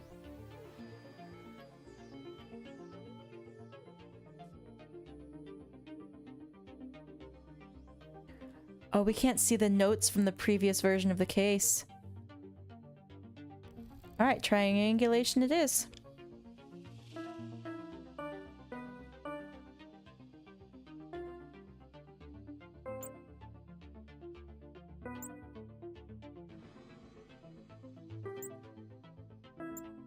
Oh, she went far away then. Oh, yeah. Alright, we are looking for...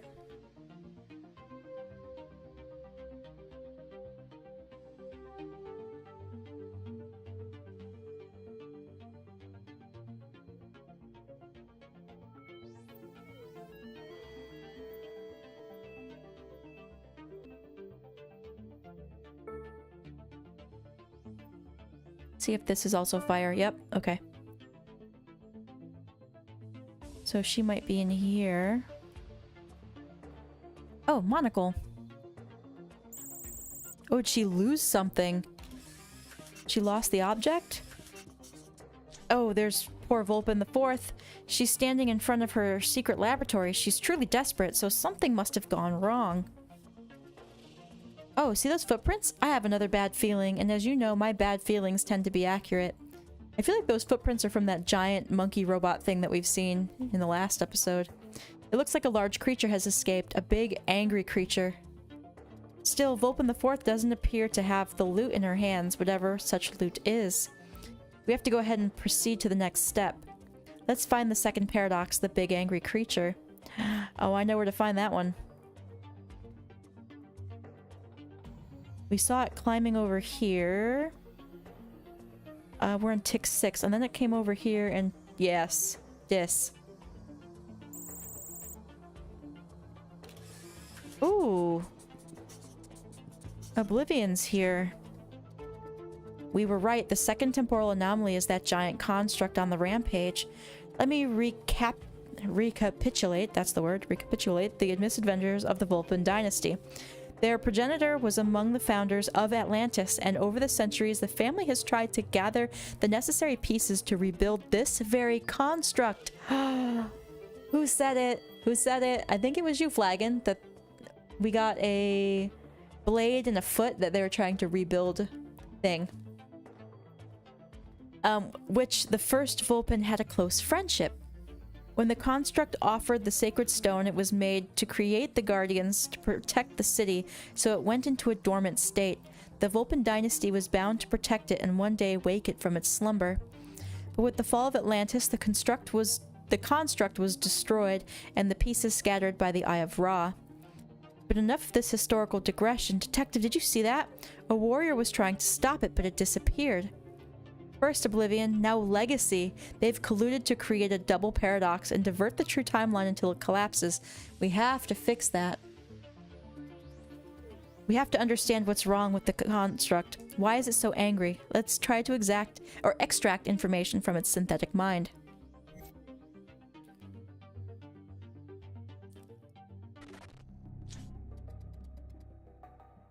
Okay, let's do it. No.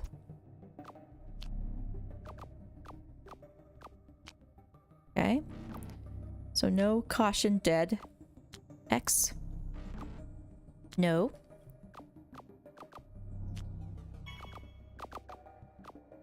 Question? Oh. Dead. 404. Question.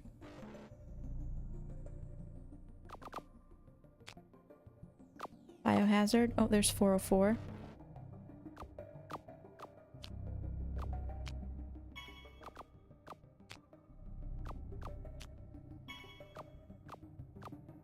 Down. Oh, there's biohazard. Where's my mouse, my cursor? I don't have a mouse. I have a controller, which is gonna make this difficult. Oh, there's down. Caution. Get over there. Oh wow, at the buzzer. I am shocked we got that. I thought I was done for. Whoa. Whoa, that was... I feel like it let me win. I have managed to extract information from the construct's memory, but the data is a mess.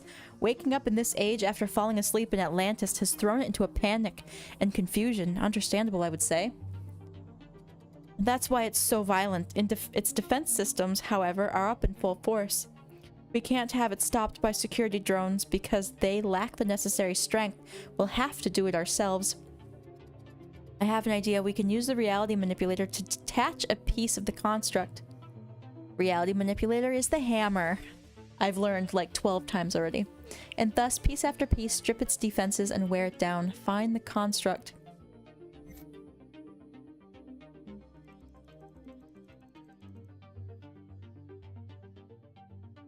Kernel panic? Why do I feel like that's a reference to something?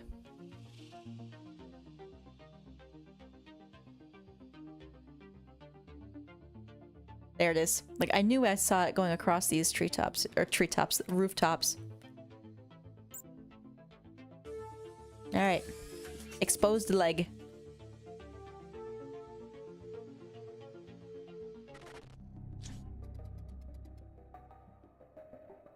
Perfect. First step is now to translate the construct's source code. Then we'll get to intervene on it. Ah, great. Okay.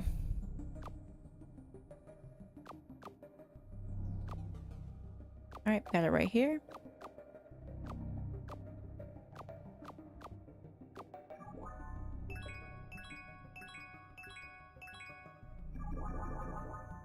Okay, and we need this, yep.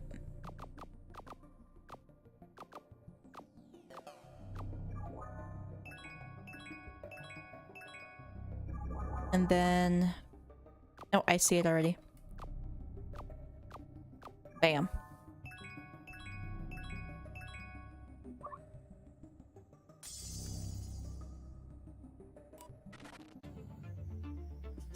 Backdoor created. Nicely done. We decrypted the source code and installed the first backdoor. The construct is now more vulnerable, but it still isn't approachable. It's also very, very angry. We need to pluck another body part from the construct. It sounds a little unconventional, but trust the process, Detective. I don't trust anything at this point.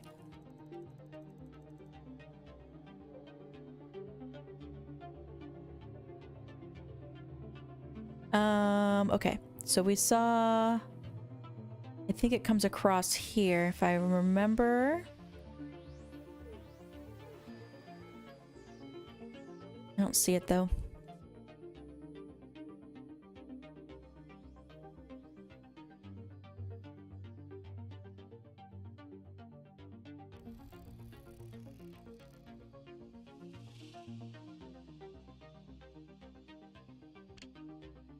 It's a giant monster in a city. I'm surprised it's that hard to find.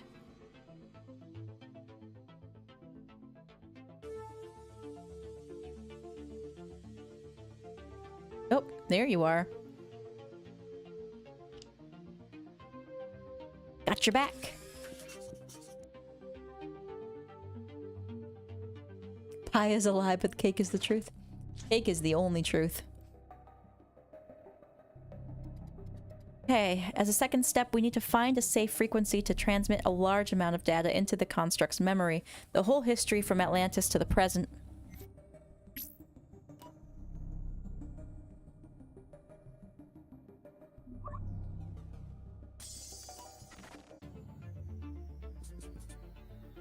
Great, having found the frequency, we're now ready to pour into its memory the information, taking advantage of the backdoor we installed.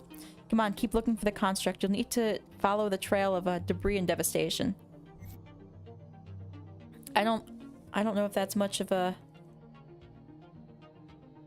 thing in this town. I feel like everything's already destroyed. Take out the wrist.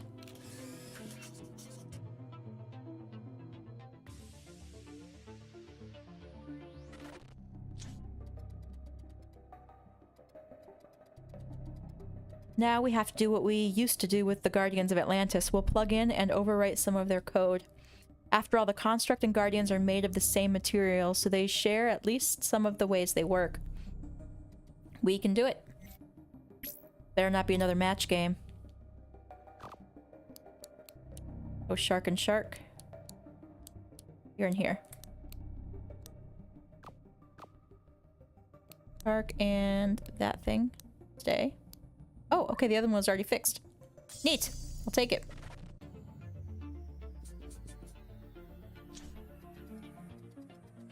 Good job, Detective. Now the Construct will finally relax. Law enforcement will have plenty of time to intervene, dismantle it, retrieve its heart, and return it to Wiazzo. Oh, the heart. That's what was stolen, was its heart? Our job isn't finished yet, and we still have a problem. The true timeline isn't restored.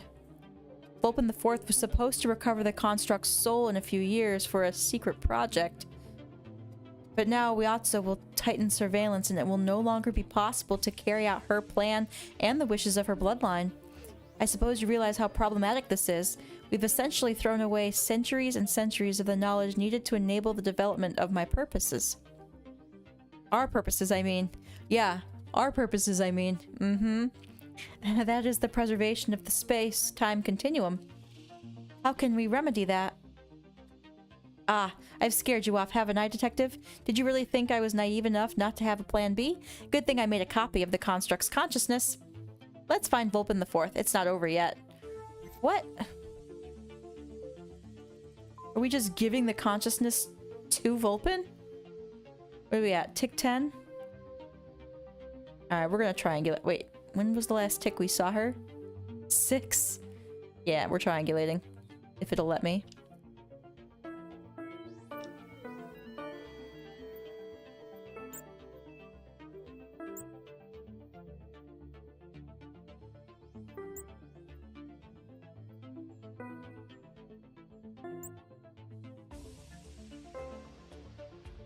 Where are you? Oh, she might be up here.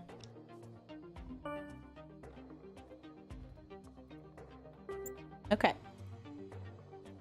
Yeah, she's up here. I'll get rid of that. Oh, I did see this person sitting here looking so sad. There she is. Poor dear, she looks really dejected. We can't leave Volpin IV in such a state, Detective. How about giving her a reason to smile again? Trust me, all we have to do is hack her tablet. Hack her tablet and give her all the information she needs.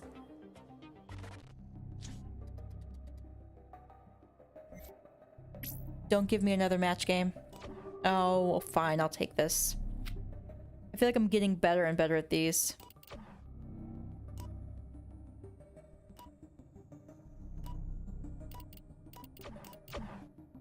Okay, that's not blocking anything.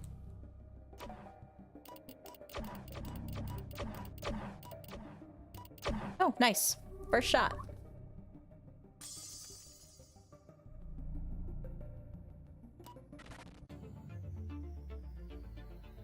That's it. We've inserted the consciousness, the soul, if you will, of the construct into Volpin IV's tablet. That way she'll always be able to count on a digital version of her old family's friend. Her old family friend. After all, isn't it true that a body is just a solid structure that performs the function of containing a personality? The Volpin's founder would surely be pleased with this result. And I'll tell you, so am I. Not only did we restore the true timeline, but we also gave a happy ending to a family whose exploits we've followed through the centuries. Oh, she's so happy.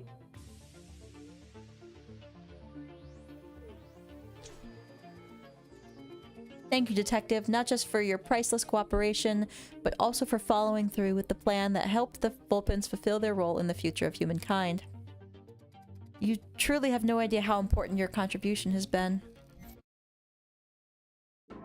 Oh, I do. I do. I know what's gonna happen. You know, I feel odd.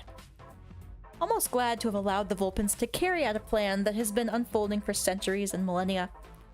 On a smaller scale, but also on a moral level, I feel that we have contributed to the proper unfolding of the timeline.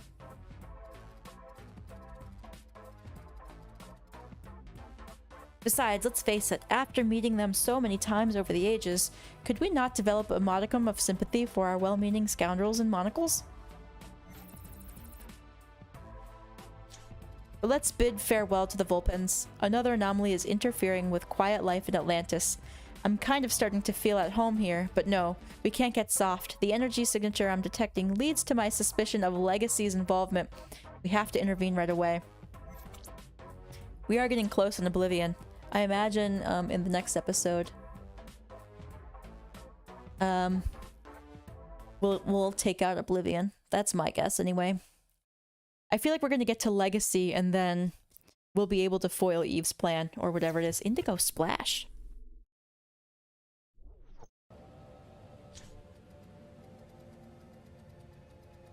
There is a lot of... oh gosh, that is not an easy to read color on black.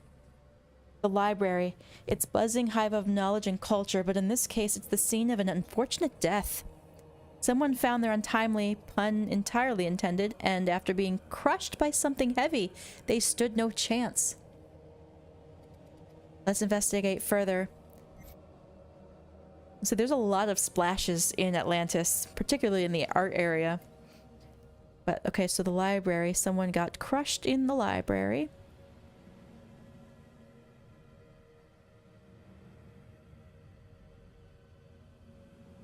Really?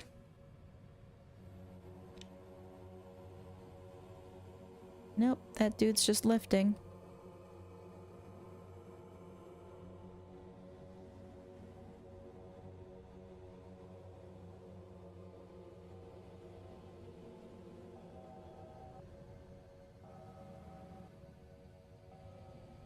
I don't see anyone here. Let's check this. Power of knowledge.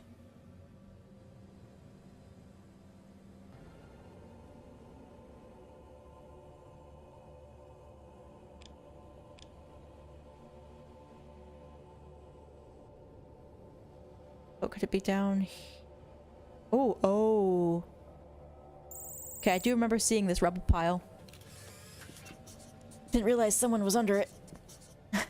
Being the elaborate building it is, the Tower of Knowledge develops on several floors. To move between levels, people in Atlantis use a series of floating platforms to move from floor to floor. And one crushed some poor soul, a librarian called Plutus. Let's start by gathering information about the victim. What was he doing before? Did he have an enemy or an angry neighbor? A library goer trying to mask the failure to return a book? Let's see and find out.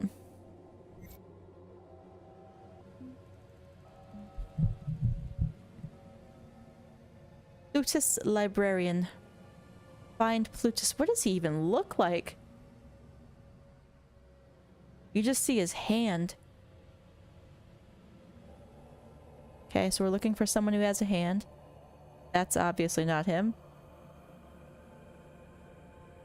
I guess we'll just pick a librarian and see what happens. Not you? Maybe you? Nope. Oh yeah. That was a fun quest. Or fun case. The robots in love. Are you Plutus? No. I'm running out of possible librarians with hands. You were in the last screen, so you are okay. Oh, maybe...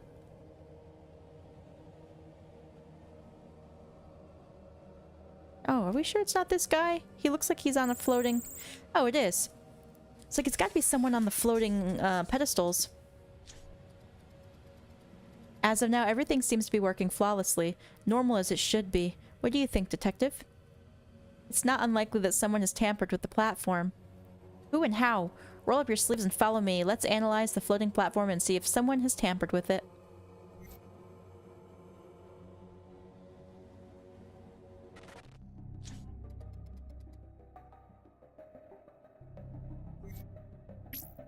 Ah, curses you, Eve. Stop giving me these.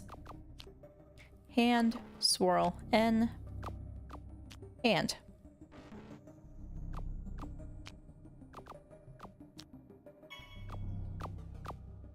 E. L-ish. C. C. Z. Swirl.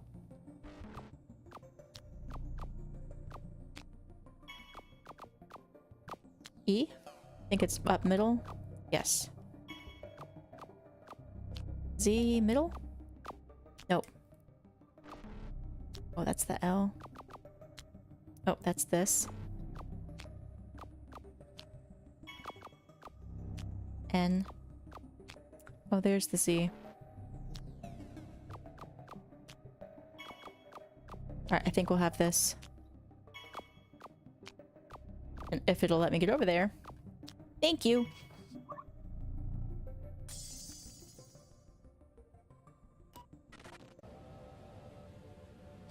Well, this is unexpected. The platform hasn't been tampered with. It simply stopped working suddenly, as if its battery died. If a battery even exists. Not as epic as I thought, but it certainly gives the case a new twist. What better place than a library to find a book where information about the functioning of the platform is stored? The internet, you say, detective? How easy things would be in that case, but no. It's all ink, paper, and Dusty's sweet smell of tomes. Take a look around. The user's handbook must be here, somewhere on these shelves. Yeah, this font, or this color on that font is terrible against black. Okay, so I do know we can access books. Oh, that was quick.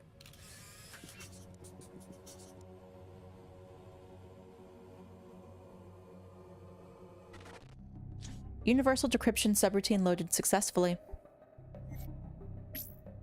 Ooh, this one I like, because it's not timed. I need 2 of these in a row.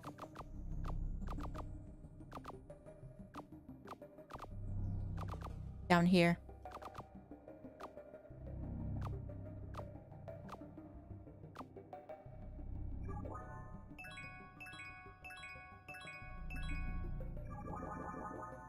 Okay, so 2 of those in a row is either here.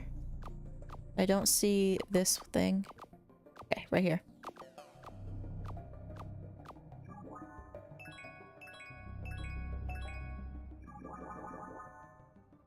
Two of these. I see it right here.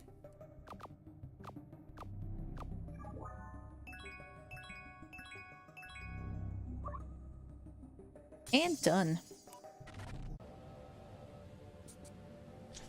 The book contains information on how the platforms work. Every day, 4 priests charged with routine maintenance carry out the levitation ritual to infuse the platforms with arcane power. Magic then, not technology, and no batteries, I stand corrected. The ritual must take place at a specific time of day and can't be postponed, or the platforms won't function properly. To better understand what went wrong in the process, we need to find the 4 priests and see what they're doing. Let's follow the magical energy emitted by the platforms. I think it's those guys up on the tower.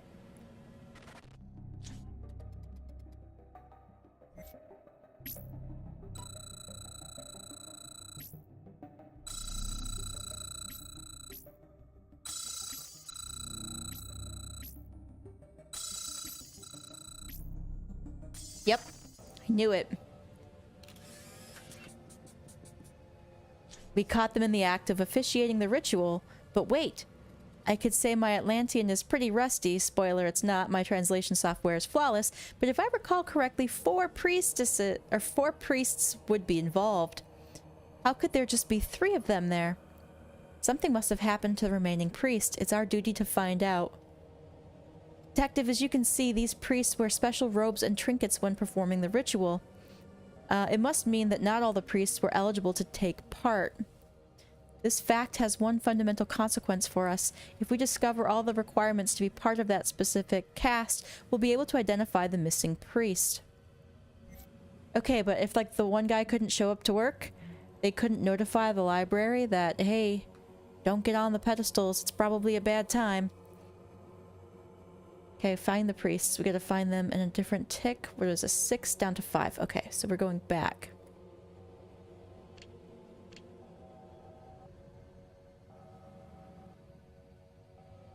And And they look pretty fancy, yeah. They have like crowns and such.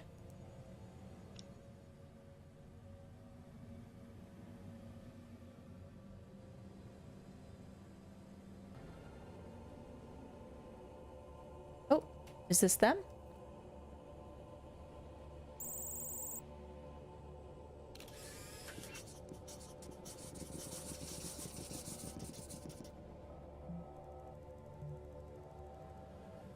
Okay, so they would have come from this direction. This is not them.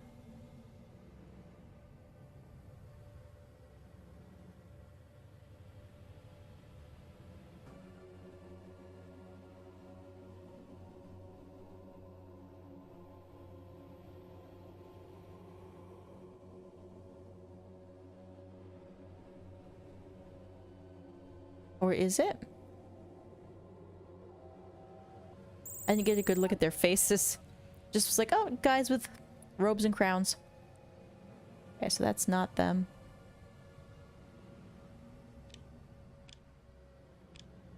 If they're inside anywhere.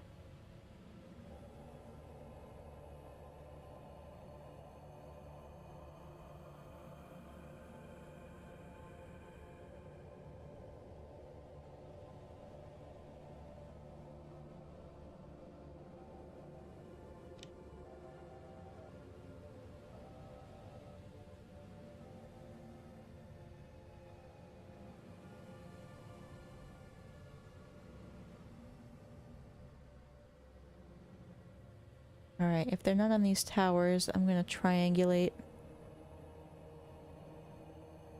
Alright, triangulation it is.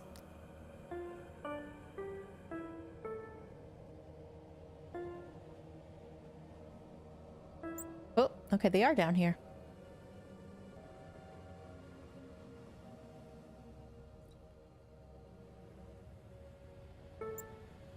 Hold here.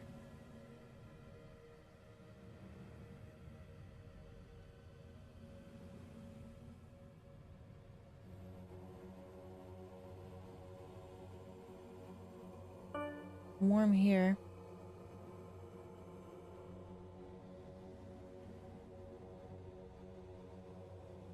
About here. Hold. So between these two... Aha. Here they are. Or one of them. Funny hat. Oh, that's where they're picking up their gear from.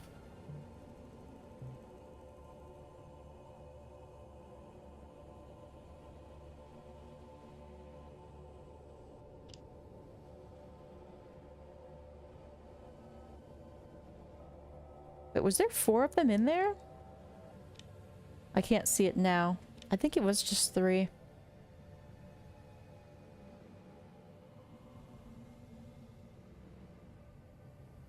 Okay, so now they likely don't have hats on.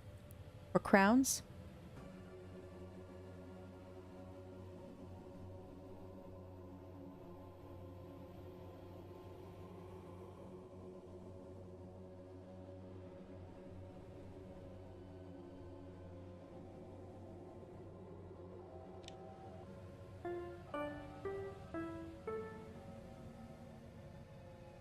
Oh, okay.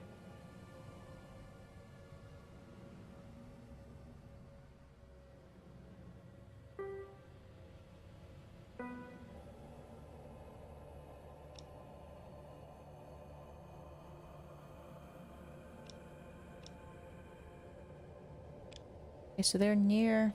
What about this one? Hold. Okay, so they're right in here somewhere. Oh.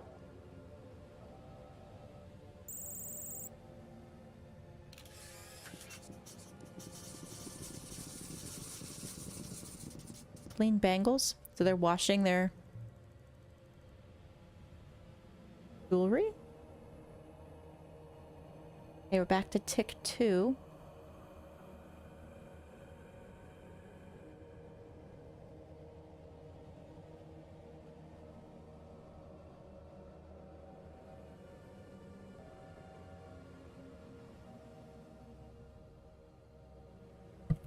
Okay.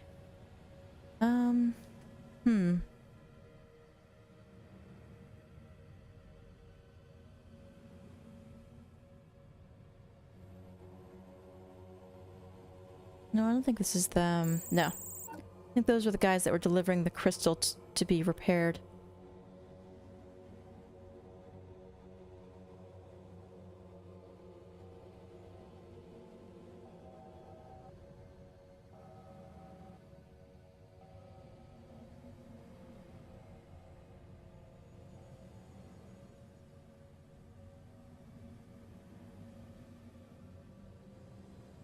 I'm looking for a group of 3, and one of the guys has like a jellyfish beard. What I'm looking for, but I'm not too successful right now.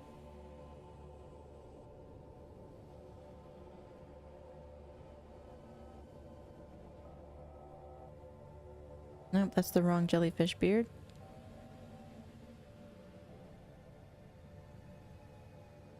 Alright. Triangulation again.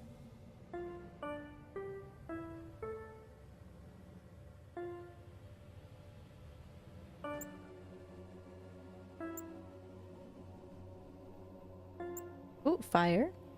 Oh, here they are. They drinking? Sacred goblet. We still haven't seen a 4th guy yet. Alright, let me recap everything for you. Not for me, of course. I perfectly remember all the steps we took to get here. The priest we're looking for is wearing a tunic with a diamond symbol of the Crimson Vow. On his head is a tall, strange hat, and around his wrists are large bangles. He also probably carrying the same goblet we saw his friends drink from. Okay, so now we gotta find the missing priest.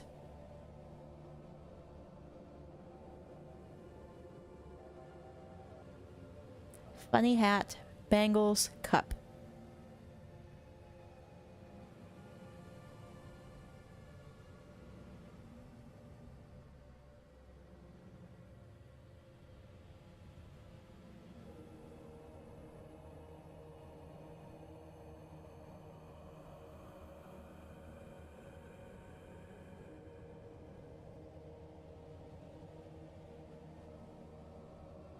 Oh, this shark that's been... He sleeps through, like, all the frames. Are you sure? No. He's wearing a bangle.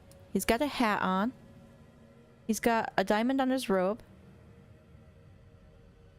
This has got to be him. Oh, cut the bag open. There's the goblet.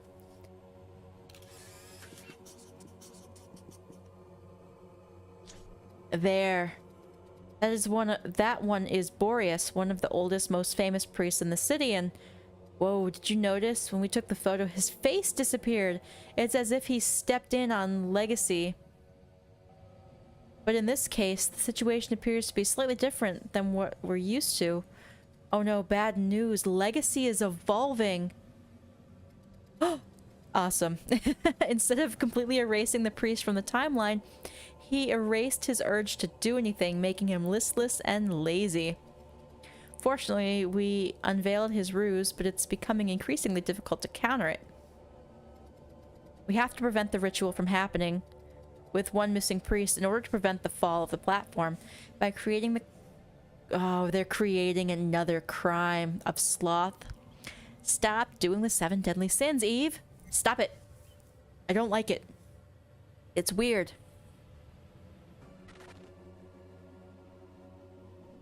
Also, you would think they'd be like, hey, we can't do this without 4. Let's go find him. And if they couldn't do it without 4, they would notify the library like, hey, your magic's not going to happen today. It seems silly. Oh, I wasn't paying attention to the music. It won't let me replay it. Okay, I guess we're going to do it. That's me. Oh, this is... No, Fa was this. Yeah. Ray is this shell couch. Soul this thing, I think. Yes. Ooh. Fa. No, that's me. Fa was this. Okay. Awesome. What's the last sin? Is it gluttony? There it is. And it's done. All that's left to do is snitch on Boreas to the Guardians. Once alerted, they'll intervene and arrest him before any unfortunate incident occurs. Yeah, I don't like that they added the 7 deadly sins to Atlantis. It's just, there's something just weird about it. No.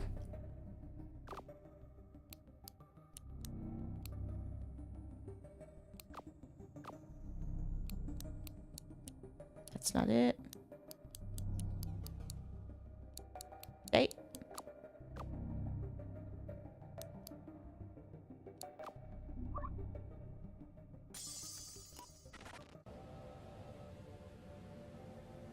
Phew, Boreas will be carried away.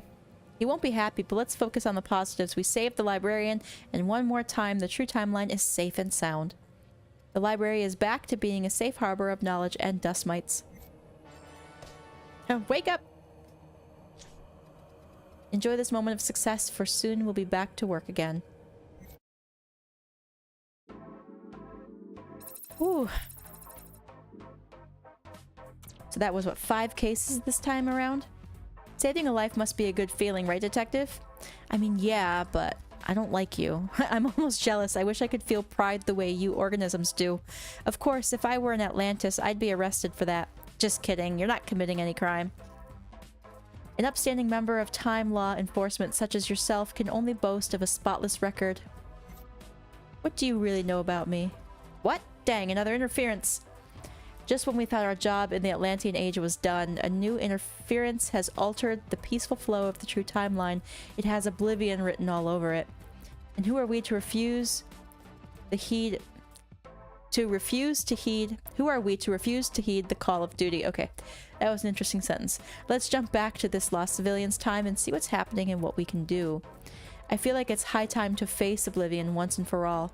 But not yet. Not yet. But we are getting close. So I think that's where I'm gonna end it. And tomorrow, I'm sure of it, we'll take Oblivion down. But yeah, thank you guys so much for hanging out with me. If you're new to the channel, be sure to like and subscribe if you'd like to. I also have a Discord and I have Twitter up, finally. My Twitter handle is MakeWayForGames. And yeah, thank you guys so much for hanging out with me. I will see you in the next one.